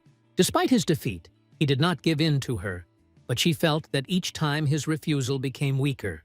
She was confident that she would soon get what she wanted, although she knew that once she got her way, she would lose interest in it. This is how she amused herself for many years. When Jenniela was informed about the appearance of a strange man with inhuman energy, she immediately understood who it was. Ju-won had mentioned him before and warned her, but she couldn't resist the temptation to see him. At this time, Lee Sun-min arrived in Travia. He was glad that he had finally arrived, but he felt that something was wrong with the city. The area was filled with corpses. Rubia had told him earlier that it was chaos, and now he could see it with his own eyes. The corpses belonged to non-humans, lycanthropes and vampires. Usually such creatures hid in the shadows, but now they were openly walking the streets, and everything around looked ominous. Even Rubia doubted that anyone important could be found here. However, a voice came from behind Lee Sun-min. Someone important was still in this city. It was Jenniela, the vampire queen, who finally decided to meet with the demon spear. The Void Monarch had warned Lee Sun-min about Jenniela before. Unlike the Crazy Wolf, who was restrained in his normal state and unstoppable in his berserk state, Jenniela was always considered dangerous. He hoped that showing off his entire demonic essence would keep the vampire from becoming overly interested. Despite this, he insisted that it was better not to have anything to do with Jenniela at all. Now they were face to face. Jenniela recognized the guy and was touched that he knew about her. She noticed the bracelet that contained the Void Monarch's soul and mockingly commented on his current state. It was once known as the Nightmare of the South. The monarch responded by noting her self-confidence and expressed a desire to teach her a lesson, believing that she had long needed a lesson. However, Jenniela understood perfectly well that he was deprived of a body and existed only in the form of a soul, albeit one that retained its strength. She became curious as to how he was going to implement this. She then turned her attention to Rubia, quickly realizing that she was not a human, but a magical doll created to serve her master. For Jenniela, such creatures did not even deserve to be called alive. Rubia was frightened under that demonic gaze. The Void Monarch warned Lee Sun-min that the Vampire Queen had a keen sense of sight that could see into the essence of any being. Usually, she could understand everything by looking into his eyes. However, when she approached Lee Sun-min, she saw nothing, which puzzled her. The monarch explained that her vision did not work on him. Jenniela softened for a moment and admitted that she had been rude. A man approached her, demanding her attention, but she only showed interest in Lee Sun-min. She got straight to the point. The topic of conversation was the demon blade that she had once taken. She liked his weakness, but now he was dead. Despite this, Jenniela did not blame Lee Sun-min for his death. Instead, she offered him to become a vampire. her first servant, something she had never offered to anyone before. Lee Sung-min refused, which did not annoy her, but rather made her feel satisfied. She would have been disappointed if he had agreed right away. Although her vision could not penetrate his essence, she noted that his eyes reflected the weight of what he had experienced, such that an ordinary person would not be able to bear. She wondered why his eyes looked like they were ready to break at any second. She said goodbye and left, promising that they would meet again. Before leaving, I asked him not to give up too easily. Lee Sun-min didn't fully understand what exactly happened. The Void Monarch explained that the boy was of exceptional interest to Jenniela and that she would appear again when he was at his wit's end. According to him, she is the second strongest person he has ever met. When Lee Sun-min asked who was the strongest then, a bird was watching them. In fact, it was a familiar. His owner noticed the guy's appearance in the city and told his daughter about it, counting on her participation. After a hard fight, only dead bodies remained around. One of the participants in the battle, a man, woke up without realizing how long he had been unconscious. He was already in the north and approaching the city of Trevia. Along the way, the man noticed a fight between a guy with a spear and a girl fighting with tentacles. He found the scene funny. In the city itself, Lee Sun-min unexpectedly met Kim Hyun. Their last meeting was a year ago, and both were surprised to see each other here. Kim Hyun explained that he had not ended up in this place by chance. In his opinion, new history was being made here. They chatted for a while, and then went their separate ways. Kim Hyun offered Lee Sung-min to stay the night at his place, but Lee refused. Rubia took the rejection with disappointment, believing that Kim Hyun might be the one to find. However, Lee Sun-min was hesitant and decided to just look around, leaving the option to return later. After leaving the city, they ran into Ain, who immediately recognized Lee Sun-min. The boy grabbed the spear without hesitation. The fight was inevitable. He understood that the moment had come, and there was no retreat. Ain fought just as well, with abilities including an infinite supply of mana, regeneration, and tentacle attacks that were notable for their unpredictability. Lee Sung-min quickly realized that she had become significantly stronger. The Void Monarch tried to intervene, but Lee Sun-min insisted that he not interfere. He wanted to handle it himself. The battle began. In the midst of the battle, a stranger appeared, watching what was happening with obvious interest. He walked up to the fighters, and without warning, he knocked both Lee Sun-min and Ain to the ground. The stranger introduced himself. It was Juan Bay, the reckless demon of the bloody heavens. A friend once warned Lee Sun-min, when meeting a light heavenly demon, he must run without looking back. In area, 3 heavenly demons ruled, bloody, lesser, and light. But it was light that was considered the real one. This was what their mutual acquaintance had said when Lee Sun-min and Scarlet first heard about him. The main reason he had given was the light demon's colossal power. Meanwhile, Ain watched the man who appeared with interest. Lee Sung-min didn't understand what a giant like the light heavenly demon was doing here. However, he, on the contrary, was looking for a fight. He noticed that the energy that had been hovering over the battlefield had disappeared, and he realized that Ain no longer had the desire to fight. However, she was annoyed that he had ruined her fun and decided to continue the fight. The battle began. Ain attacked, but the man easily stopped her. She saw the flames before her, and memories of her father's warning came flooding back. If her body was destroyed, she would never recover. The blow was dangerous, but she managed to dodge it at the last moment. Lee Sung-min looked at the strength of the stranger, with his hands emitting real fire in surprise. This man was extremely powerful. The fire attack left Ain wounded, destroying parts of her body. But she survived. She was overcome with rage, but her father called her to reason. He reminded them that they had other enemies and asked his daughter to back off. Ain complied, her legs restored by regeneration, and she fled the battlefield. Juan Bay was surprised, but he turned his attention to Lee Sung-min. He initially got into a fight over a guy. Although I saw him for the first time, I felt strange sensations. Something unusual was beating in my chest. The monarch, who was watching the incident, also noted that something was clearly wrong with the man. He asked Lee Sun-min not to kill him, believing that he needed to be interrogated.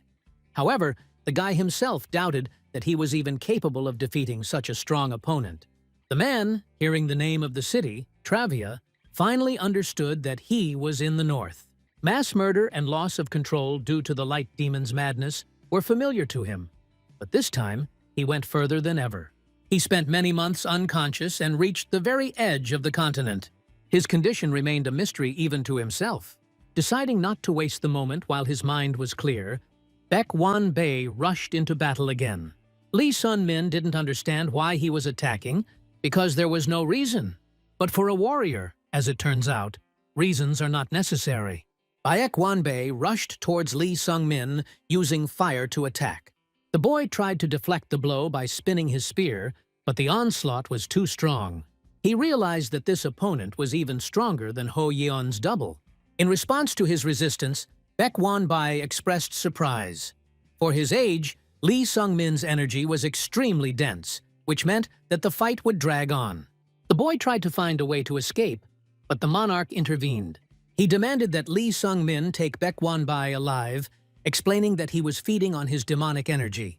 Lee Sung-min finally realized Juan Bay was drawing power from the Void Monarch's energy. Another blow from the enemy almost reached its target, but Lee Sung-min dodged it in time. There was no time to be distracted. He was facing a threat that had to be eliminated. The battle became increasingly fierce. Lee Song-ming used the Nine Heavens Infinity Spear's fifth move to repel the next attack. In the fight against Ain, he still had confidence in victory. But here, there was no chance. Juan Bay has probably reached the godly level. Yet this did not stop Lee Sung-min. Step by step, he moved forward, no matter what. Each opponent was stronger than the last. Each blow was more deadly. Each fight was at the limit of possibilities. He saw the enemy disappear from sight, and then unleashed his energy, destroying everything around him. It was only thanks to his defense that he survived one of these blows. Juan Bay felt superior. He was surprised that a young man who looked to be 20 years old had such deep energy and refined martial arts. He even admitted that it could have been either a lesser heavenly demon or a warrior who had been rejuvenated. But the truth was different. It didn't matter to Juan Bay who was in front of him. He just wanted to fight. For 2,100 years in the void, Lee Sun-min honed his skills, not for the sake of victory, not for the sake of strength, but because he loved martial arts. Another blow was thrown and Lee Sung-min blocked it. The fight continued. Juan Bay became stronger and stronger. Observing this, the Void Monarch came to a conclusion. In 2,100 years, Lee Sung-min had not developed. He had only stubbornly followed the path he had once chosen. And yet now, the previously disturbed balance was finally righted. The power he could not use burst forth. Lee Sung-min realized that there was no retreat. He gathered all his determination and attacked, noticing a gap in the enemy's defense. It was a powerful blow, but Juan Bay, using the Bloodstorm technique, repelled it. The impact destroyed everything around. Juan Bay sighed. He felt like he had killed a talented opponent. He bitterly admitted that if he had had another decade, the outcome of the battle would have been different. But suddenly, a spear appeared from the shadows. Lee Sun-min survived. He pressed the weapon to the enemy's throat. At this moment, Lee Sung-min's body came under the control of the Void Monarch. He needed answers. He felt that Juan Bay was somehow connected to him, that there was a familiar spiritual energy in his core. He interrogated the enemy and received confirmation. He freely used this energy. Lee Sun-min demanded that his body be returned, and his willpower was so strong that even the monarch gave in. Even though he would have died without his intervention, Lee Sun-min felt disappointed. He believed that he himself could withstand the final blow, but his body still could not keep up with his spirit. The Void Monarch suggested that Juan Bay might be Sun-min's patron, since he used spiritual energy as if it were his own. He noted that if the young man mastered the same technique, he would be able to use this power without losing his mind. In response, Juan Bay told his story. He traveled to the south, where he met a tribe of strange warriors who did not know martial arts, but possessed strength comparable to the masters of the 9 great schools. He trained them and in return received breathing techniques and rare elixirs. This allowed him to overcome stagnation and develop. However, this was followed by a deviation. He went mad and wandered for a long time, turning into a monster. Only recently had his mind cleared up, and he didn't know when he would go mad again. Lee Sun-min promised to heal him. At first, Baek Won-bai was skeptical, but the young man explained that his madness was related to spiritual energy. It could be suppressed with shamanic rituals. This opened up new hope. Baek Won-bai was ready. He understood that the path would be difficult, but he wanted to get rid of the nightmare. And the first step, according to Lee Sun-min, was to give him a good spanking. The Void Monarch acknowledged that there was indeed a tribe in the south that worshipped him. He assumed that Baek Won-bai was somehow related to their descendants, which left Lee Sun-min quite surprised. According to the monarch, if Lee Sun-min mastered the breathing technique of this tribe, he would be able to master spiritual energy. However, the young man feared that such a path would drive him crazy. The monarch assured that Baek Won-bai's madness did not arise from the technique itself, but from the energy deprived of its owner, which got out of control. As long as the demon was nearby, she would not be able to influence him. The Void Monarch offered to tell Baek Won-bai that if he passed on his technique, there was a chance to completely cure his madness. When the ritual began, Baek Won-bai admitted that he could not teach breathing even if he wanted to. He was bound by a verbal pact with the tribe, and breaking the vow would mean death, a magical oath similar to a mage's mana pact. The monarch considered this a problem, but he also had a solution. If knowledge cannot be obtained from the bearer, it can be obtained from the source. He suggested asking Baek Won-bai to lead them to the tribe in the south. Lee Sun-min was not inspired by this plan.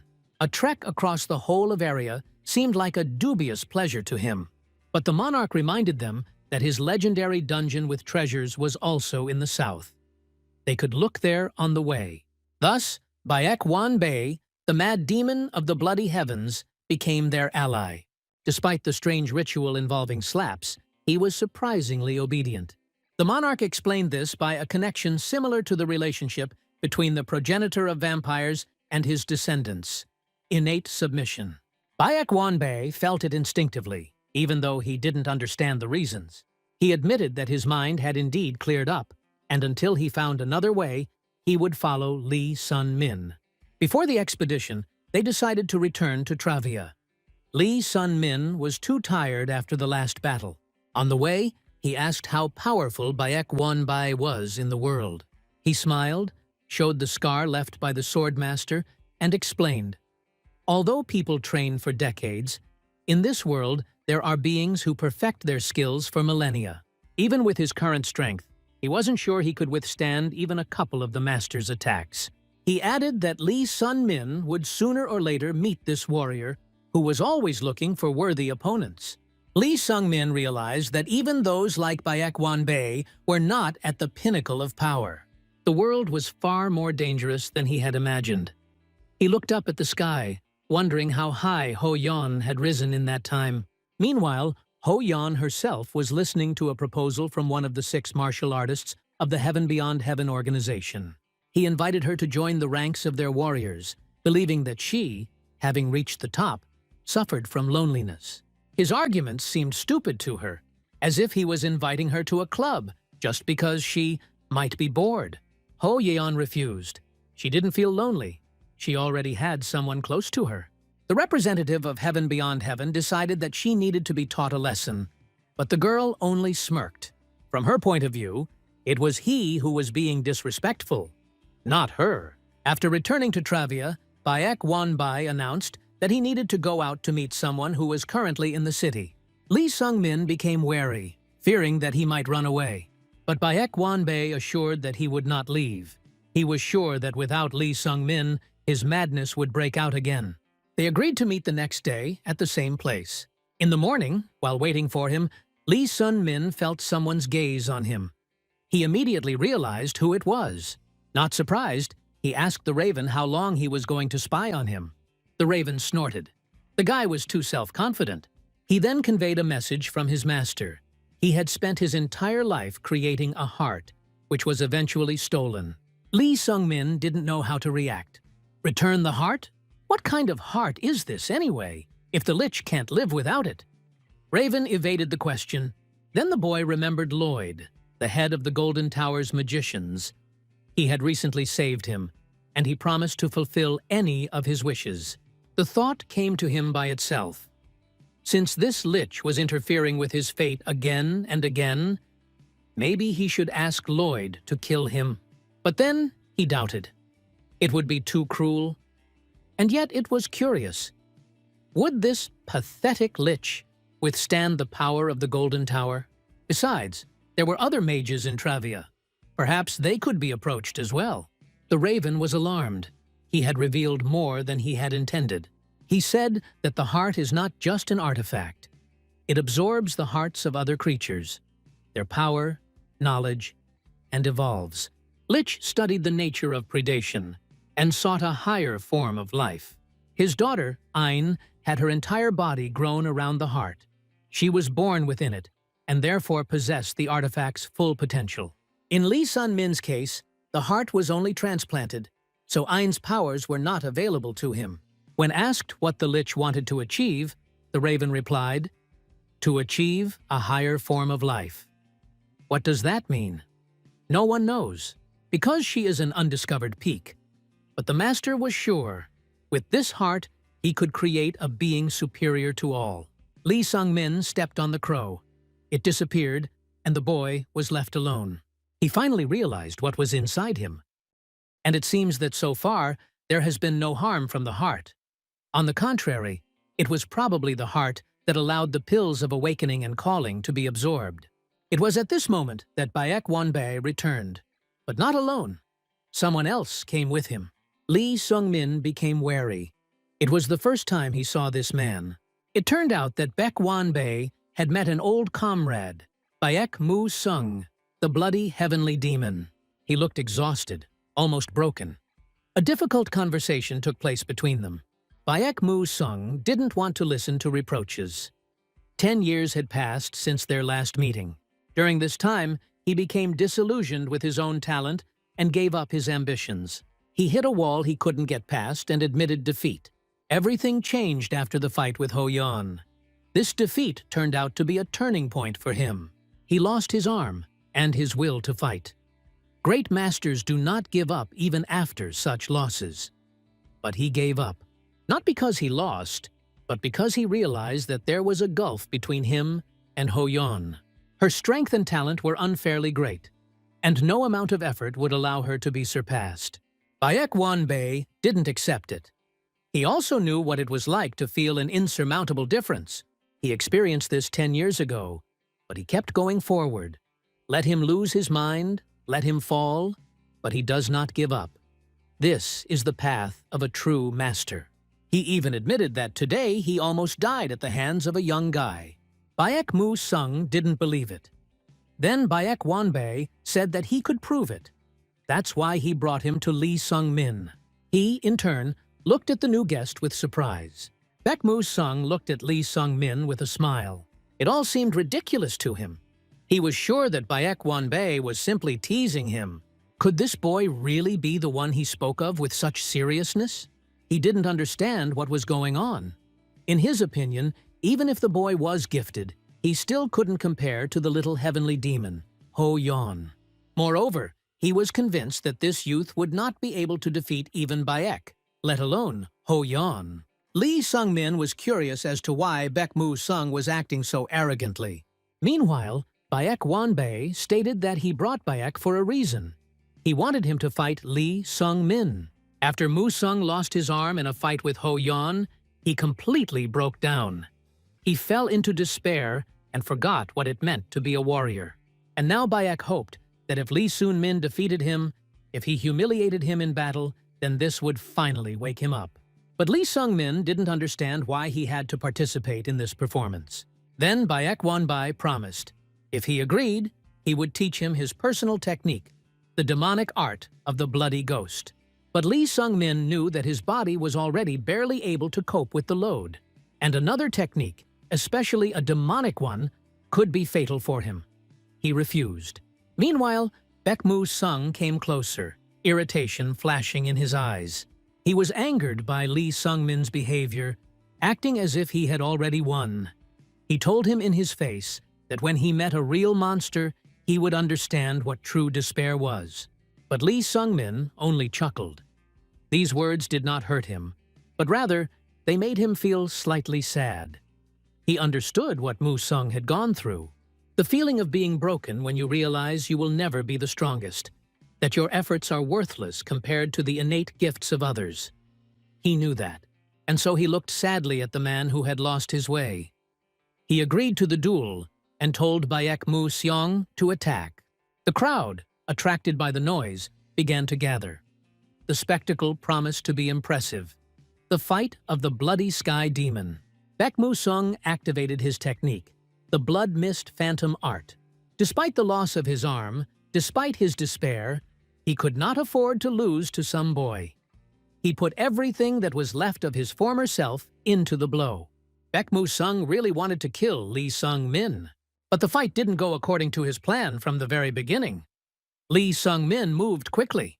He dodged deftly, working his legs in such a way that it seemed as if he predicted every move of his opponent.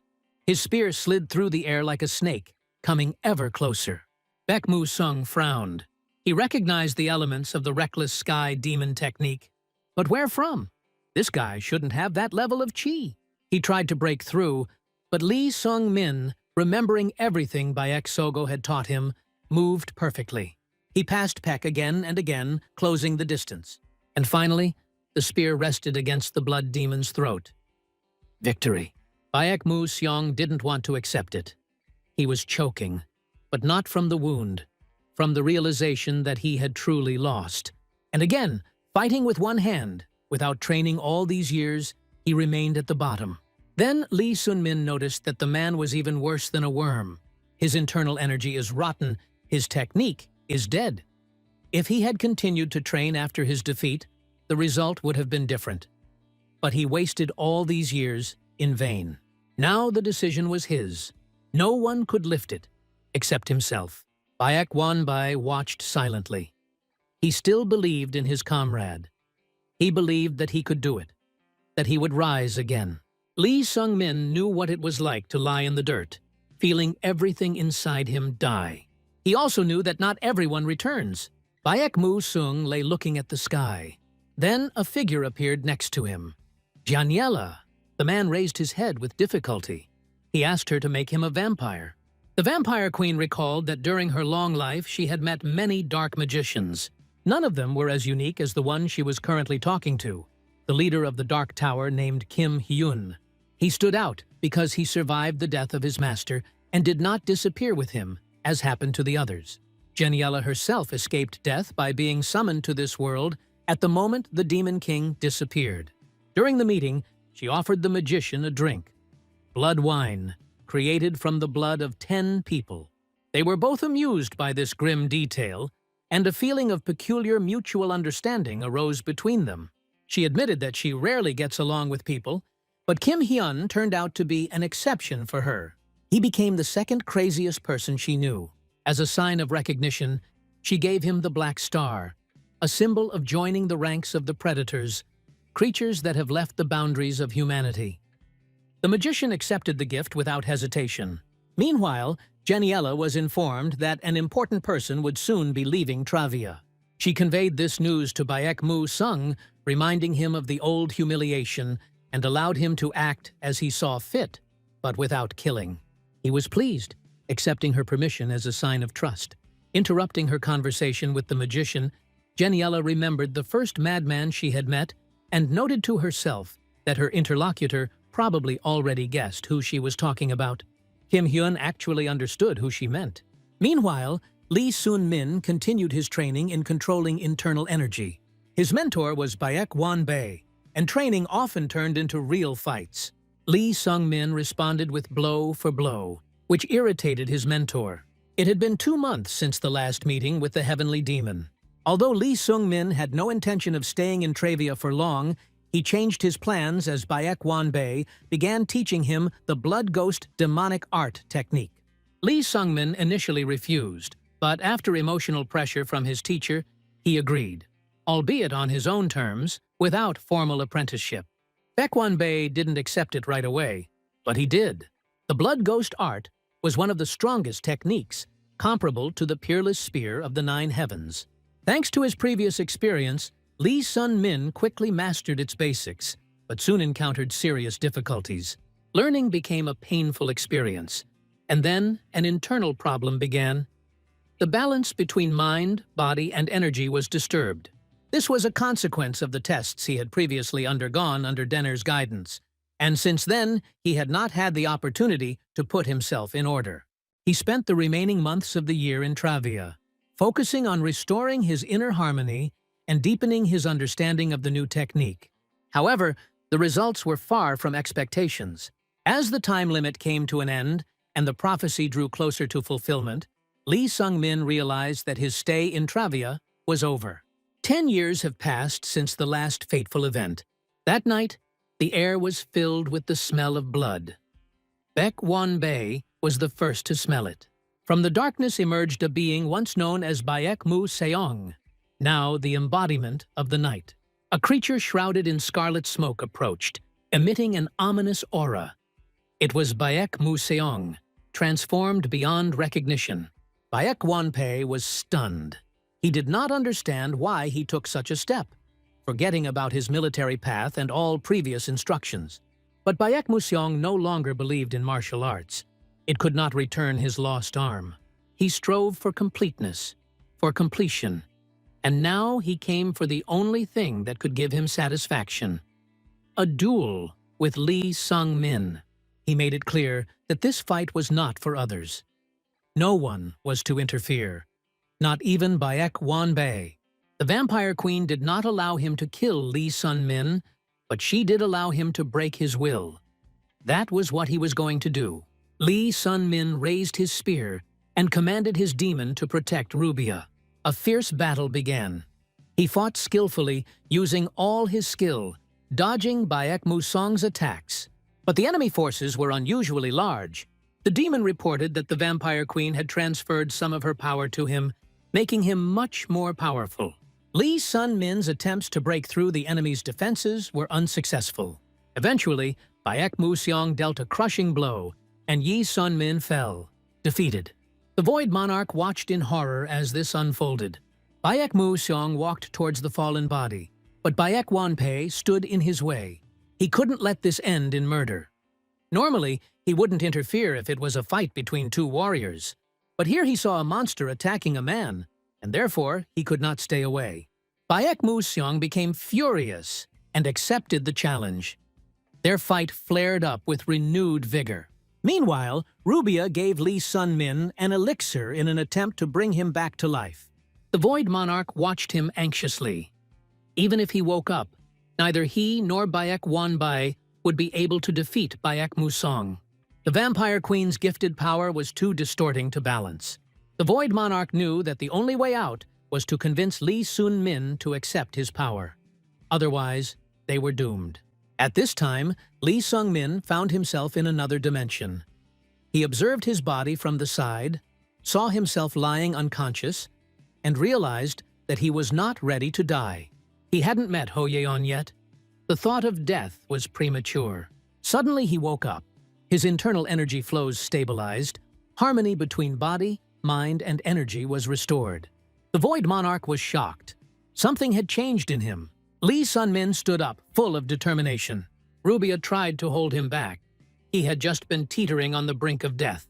But the Void Monarch realized that this was where the power of the Black Heart that Lich had spoken of manifested itself.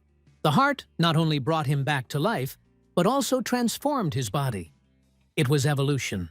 The monarch began to suspect that the heavenly demon was not the chosen messenger. No matter where they ended up, their path would still lead to him. The true messenger was this young vampire. He was the one marked by chaos. Lee Sung-min approached the combatants again. Juan Bay was not surprised. He asked what had happened, and heard in response only that stubbornness and willpower did not allow one to die so easily. The boy remembered Bulin's words, "He is the favorite of the god of chaos." It was from the hand that belonged to this unknown deity that he received a blessing. But the meaning of this gift remained unknown. Lee Sun-min decided that he would use it to fulfill his own path. The vampire sensed a change in the boy's aura. The enlightenment achieved on the brink of death transformed him. However, Baek Mu-seong was not going to give up. He attacked again, putting all the strength he had received from his mistress into the blow. Lee Sun-min stood firm. When the enemy was surprised to see that he was not using his spear, Lee Sun-min replied that it was not time yet. Using weapons prematurely will end the fight before it even really begins. These words angered Baek Mu-seong. He charged again, but now Lee Sun-min was ready. He parried the blow, dodged, and left his opponent lying on the ground. But even now, losing, Baek Mu-seong did not resign himself. He was going to disobey the queen's order and kill Lee Sun-min and the heavenly demon to restore his name and honor as the bloody heavenly demon. Baek Juan Bay, seeing his old friend's suffering, made a decision. He ordered Lee Sun-min to finish him off. The vampire was dead. Lee Sun-min couldn't understand why Jenniela attacked him through Baek Mu-seong, but he didn't intend to return to this city anymore. Meanwhile, Jenniela watched the incident and was confused by the fact that Lee Sun-min did not use demonic power in the fight. This excluded the interference of the Void Monarch.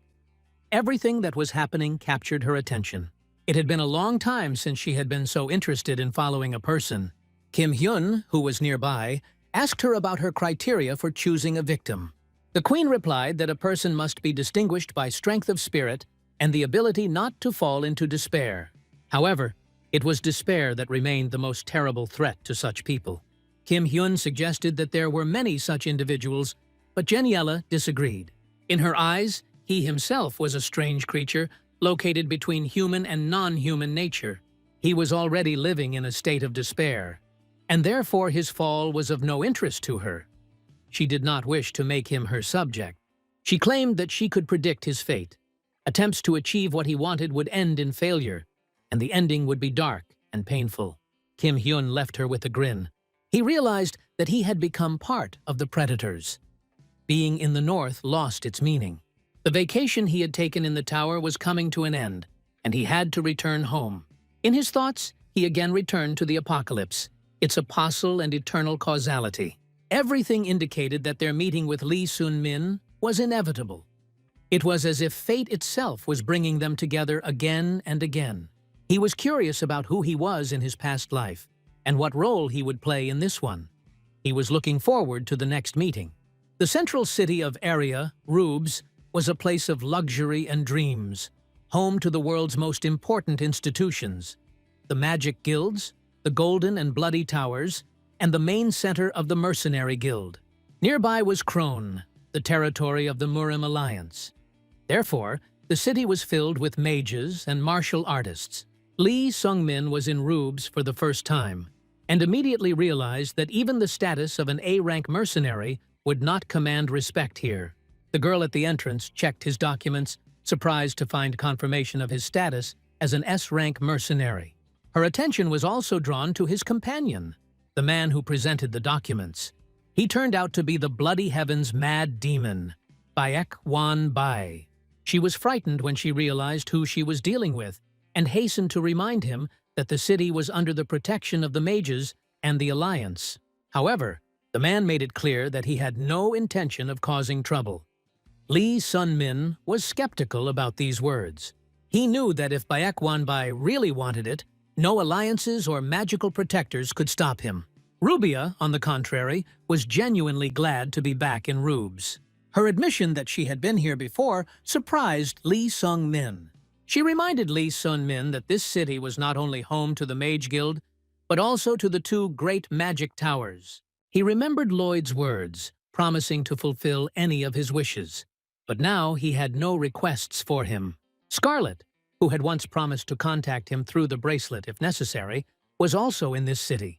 Since there had been no contact for several years, Lee Sun-min came to the conclusion that everything was fine. Rubia mentioned that her master had also not contacted her for a long time. She was going to leave a message for him at the Golden Tower. It turned out that Lloyd, the tower's leader, was the tower's master's apprentice. information only known to mages, which once again astounded Lee Sung-min. Since they had no urgent business, they decided to stay in the city. Rubia was glad about this. The plan was to visit the Golden Tower and then the Bloody Tower. Lee Sun-min was amazed by the grandeur of the local station. He could hardly believe that such a thing was possible. Rubia explained that it was created in collaboration between mages and dwarves. In the city, there were people without classes, possessing rare techniques, inaccessible even to the best warriors and sorcerers. The Void Monarch watched with interest.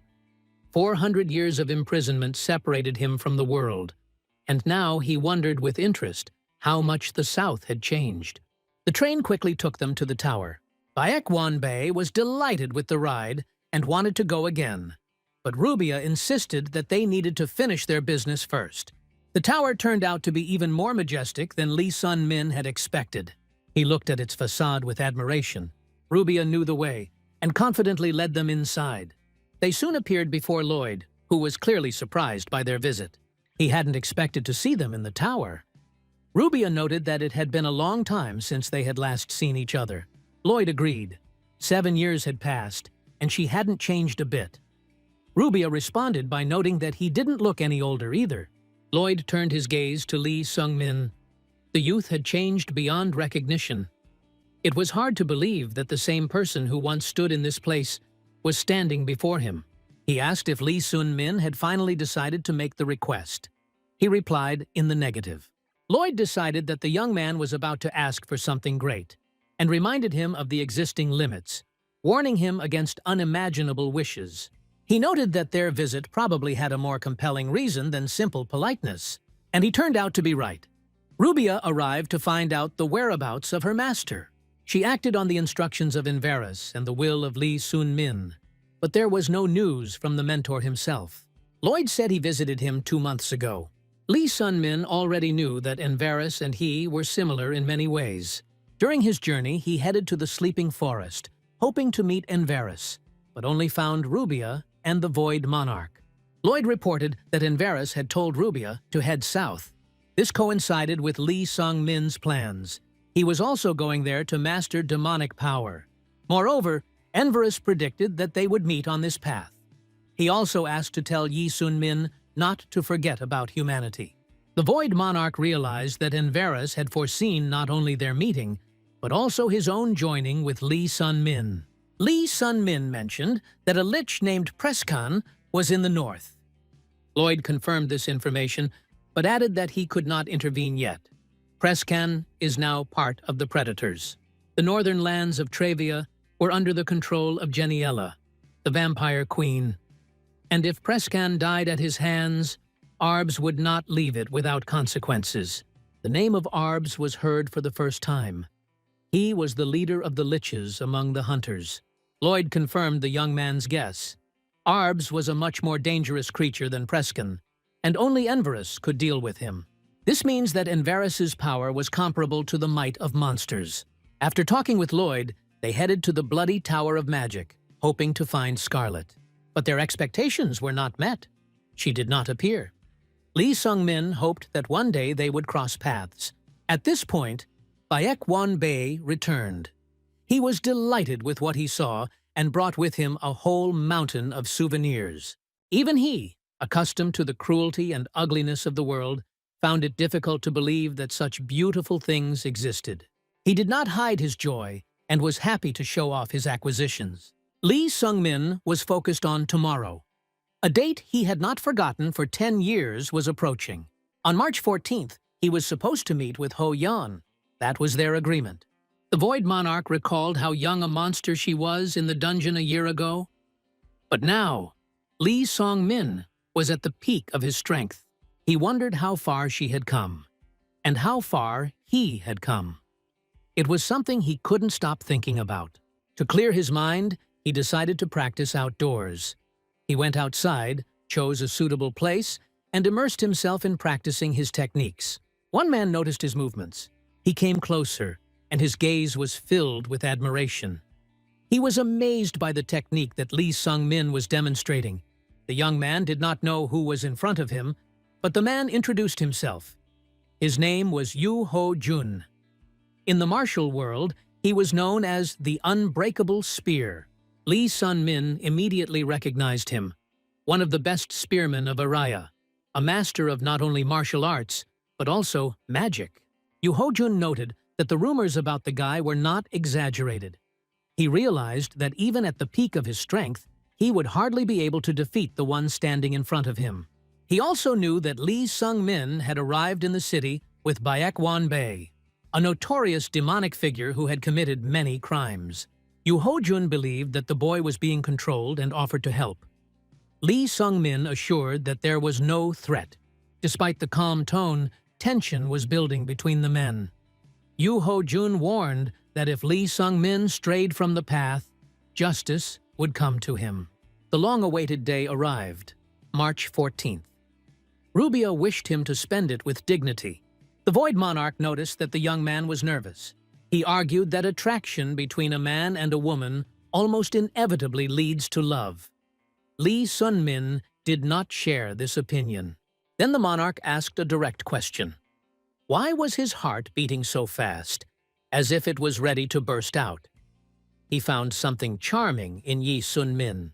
Not wanting to listen to his reasoning any longer, Lee Sun-min threatened to take off his bracelet. At the fountain at noon? That was the promise they made 10 years ago. Lee Sung-min arrived early. There was still an hour left before the appointed time. He stood in the shadows, watching the streams of water, and remembering how often he returned to this moment in his thoughts. He considered buying flowers, but quickly dismissed the thought. Their meeting was just a meeting of old acquaintances, nothing more. And yet, deep down inside, he couldn't shake off the desire to hear words of confession from her. He still strove to be worthy of standing next to her. All this time he dreamed of receiving her praise, even when she said that he did not have an ounce of talent. These words hurt deeply, but he continued to fight hard so that one day she would recognize his strength. But what if that day actually comes? If she acknowledges him, what next? Time passed. It was noon, but she still hadn't appeared. He checked the date. It was correct. Something had gone wrong. He called Neville and asked him to find out Ho Yon's location. The man reported that she was in Rubes, at the southern gate, fighting the Unbreakable Spear. Lee Sung-min's heart sank with anxiety. It was unbelievable. With her abilities, Ho Yon shouldn't have been inferior even to such an opponent. But now everything said otherwise. He did not hesitate. Ignoring the cries of passers-by and the prohibitions on using movement techniques in the city, he rushed to the battlefield, paying no attention to anyone. At this time, there was a battle at the southern gate. Ho Yon fought, but her opponent remained calm. He noted to himself that the girl did not live up to her reputation. Ho Yon couldn't understand why Yuo Jun attacked her. She didn't cross his path, but he acted according to his own motives. He saw that her blood had turned black, a clear sign of an internal problem. He believed that now, when the tiger was wounded, it was time to finish it off. Ho Yon found his actions to be mean and dishonest. But for him, such reproaches had no meaning. He did not consider demons to have the right to speak of honor. He intended to finish the fight, kill her, and take the blame. In his mind, this day had to come one day. When he reminded her of the time, Ho Yon suddenly realized that it was already noon. She had broken the promise she had made to Lee Sung-min. The realization of this struck her harder than any blow. Yuo Jun didn't understand why she was weakening, but he knew he had to take advantage of the moment. The girl was progressing at a terrifying rate, and if he didn't do it now, it would be too late. He did not receive orders from the Murim Alliance. It was his personal decision to destroy the one he considered a threat. Ho Yon felt the end approaching. She mentally apologized to Lee Sung-min for not being able to keep her promise. She had already resigned herself to the outcome. But just as her defenses were cracking and Yuo Jun's blade was approaching, Lee Sung-min intervened in the battle. He made it in time. His body became a shield, shielding the girl. Yuo Jun gave him a hard look. He knew that the boy's interference would have consequences. The man was determined to destroy the one he considered a villain. Ho Yon couldn't believe her eyes. She saw Lee Sung-min in front of her. They finally met. What irritated Yuo Jun wasn't even the interference, but the expressions they had on their faces as they looked at each other. It was as if the rest of the world had ceased to exist. He rushed to attack, but Lee Sun-min managed to intercept the blow. His spear, filled with determination, stopped the blade. Lee Sung-min watched the enemy closely. Yuo Jun's armor was recovering at the same speed as his own. However, this was not the only thing that was alarming. The stance with the spear, the technique of the movements, everything indicated that before him was a warrior of a different order, not subject to the usual system of martial arts. The enemy activated the boost again, then the acceleration. He rushed into the attack like a whirlwind. This was followed by a magical explosion, causing Lee Sung-min to dodge. He realized that Yuo Jun was not just a fighter. He also had combat magic. The fight promised to be tough, but Lee Sung-min was no longer the same as before. With each passing second, the fight became more and more fierce. Each blow of the spear was on the verge of death. However, thanks to his tenacity and experience, Lee Sung-min managed to turn the tide of battle. In the end, Yuo Jun was defeated. Onlookers and passers-by began to gather around. Lee Sun-min sensed danger and could not stay here. Ho Yon, barely able to stand on her feet. Not even in her wildest fantasies had she imagined their meeting like this. He extended his hand to her, but she could not get up. The sight of her wounded body filled him with anger. Without thinking, he picked her up in his arms. Ho Yon, despite the pain, looked at him and asked why he was sweating so much. Was she really that heavy? He replied that it was not at all. Meanwhile, Yuo Jun, lying on the ground, shouted threats after them. He claimed that if Lee Sun-min left to protect the little sky demon, the Murim alliance would view it as treason. But the young man had no intention of getting involved in factional games. All he did was save his comrade. Then Yuo Jun said that the guy would have to kill him. Otherwise, he would immediately inform the alliance, and an extermination squad would be sent after them. But Lee Sun-min no longer listened to him. Finally, the defeated warrior gave advice to leave the city immediately. The alliance headquarters was nearby, and next time the best martial artists would be sent in pursuit.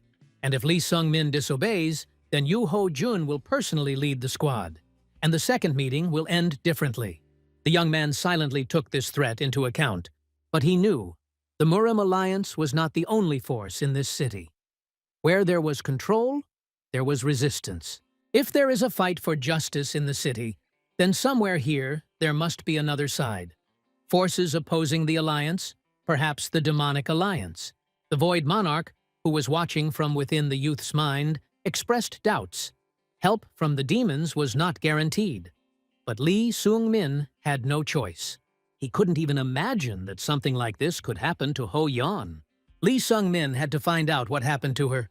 The Void Monarch soon gave his answer. It was a curse. It distorted the energy flow from the girl's core, tearing her body apart from the inside. It was not murderous, but rather torturous, designed to break the will and subdue. Lee Sung-min realized, despite the pain, despite the curse, she still came to this city. To meet him. For that very promise. He asked the monarch how to remove the curse. The answer was simple. You need to kill the one who cast it. Without wasting any time, Lee Sung-min headed towards the Demon Alliance's residence. There he was met by a woman, the manager of this dark estate. The head of the Demon Alliance branch in Rub's city, Guanhu, was awaiting their arrival. Lee Sung-min thanked for the warm welcome and stated his name. Guanhu got straight to the point. He was interested in the rumors. Was it true that the young man had defeated the Sword Demon and the Bloody Sky Demon? He noted that many considered Lee Sun-min to be a warrior of the righteous path. And now he came to the city with the little Sky Demon, and even saved her despite the threat from the Murim Alliance. He wanted to know whose side the young man was on. Lee Sung-min admitted that he was often asked this question. His answer was simple. He is not on anyone's side. He is just Ho Yon's friend. These words made Guanhu smirk. He found it almost impossible for the little heavenly demon to have a friend. However, he realized that it was for this friendship that the young man had defied the unbreakable spear, and exposed himself to the entire alliance. This required a certain amount of courage. Guang Hu warned that this was not just a political move, but a choice, and asked if he and Ho Yon were going to formally become allies. Lee Sung-min was honest. He said that he couldn't decide for Ho Yon. Then Guan Hu spoke more directly. If the young man intended to use the alliance as a shield, he must be willing to give something in return. It was only fair to join their ranks. Lee Sung-min realized his haste. He apologized and admitted that he may have acted rashly. If he couldn't find support here, he would have to turn to Lloyd from the Golden Magic Tower, even if the chances of help from there were slim. He was about to leave, but Guang Hu stopped him. The man said that regardless of their decision, the demonic alliance would take them under its protection. This was a direct order from the alliance leader. Even if Lee Sung-min and Ho Yon refused to join their ranks, they would not be denied assistance. After this, he ordered them to be taken to their quarters for rest and recovery. As he left, he warned that maintaining neutrality in this world is difficult. The Void Monarch called Lee Sun-min's path walking on the edge. He wondered how long the young man could maintain his balance. But her thoughts were interrupted by a weakening voice. Ho Yon was beginning to come to her senses. Lee Sun-min told the monarch to be silent. He turned to the girl and asked if she could hear him. She opened her eyes with difficulty. The young man asked her not to move and continue to rest. He said that he knew about the curse, and he wanted to know who did it. Ho Yon stated that he was not stronger than her, even if he thought so. She fought this enemy for 3 days and was unable to defeat him. In the end, he put a curse on her. She didn't believe that Lee Sun-min could handle him, but the guy was sure he could handle it. Ho Yon looked at him in surprise, then she smiled faintly. She announced the name of the culprit, Lord of the Fist, one of the lower members of an organization calling itself Heaven Beyond Heaven. The name made Lee Sung-min remember Juan Bay's story, where he said that the wound on his back was caused by the Sword Lord, also from this mysterious group. Ho Yon was touched by the boy's concern. She was pleased to see how worried he was. But she wasn't going to push her problems onto others. It was her business, and she intended to solve it herself. The young man did not understand how she was going to fight in such a state. The girl chuckled. She didn't expect to hear from Lee Sung-min that he would save her. Once upon a time, it was the other way around. Ho Yon looked at him seriously and asked if he was worried just because they were friends. Then, after some hesitation, she made a request. He replied that he would do whatever she asked. Ho Yon admitted with a tired smile that she was very hungry, but her fingers wouldn't obey. Lee Sun-min didn't understand at first. Then she directly told him to feed her. While they remained under the protection of the Demon Alliance, Lee Sung-min did not waste any time. He tried to gather more information about the mysterious organization Heaven Beyond Heaven, using all the connections he had. However, even Envers, with his vast network of informants, knew almost nothing. No one could say anything about the way to remove the curse from Ho Yon either. Lee Sun-min became increasingly convinced that the answer lay in the south. The monarch of the void only confirmed his guess. It was there, on the distant frontiers, that a solution might be found. Meanwhile, traces of their presence may have already been discovered.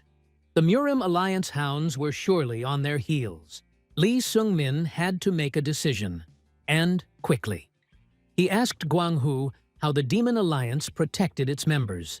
He answered directly, "Most of their fighters are demonic people who master demonic martial arts. These techniques are incredibly powerful, but also dangerous. They change the very essence of a person." Guan Hu did not hide it. It is difficult to control. Some cannot stand it, lose themselves, and become monsters. When that happens, the Alliance's protection over them disappears. The young man nodded. He had made a firm decision. Lee Sun-min was about to leave the walls of the Demon Alliance.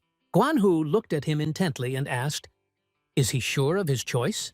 But Lee Sung-min immediately felt that the voice had changed. It was no longer Guang Hu. He had already spoken with the head of the entire demonic alliance. The man explained that he had previously spoken through a device installed on the head of the Black Branch. He asked if Lee Sung-min was leaving because of Little Heavenly Demon. The young man did not lie. Yes, it was for her sake that he decided to abandon the alliance's protection. The leader allowed him to leave, but he finally conveyed a message. Lee Sun-min is now walking a gray path, but if he ever chooses darkness, he should come to the forest of Legros. That's where they will meet. They set off. Juan Bay watched Ho Yon. He was amazed by her strength. At 23, she had already achieved what others did not achieve in decades. This delighted him. When the girl fell asleep, Lee Song-min spoke to the Bloody Heaven demon. He didn't beat around the bush. He needed help, but he already knew what the young man was going to say.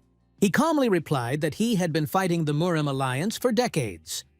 The fact that they were now being hunted was nothing new to him.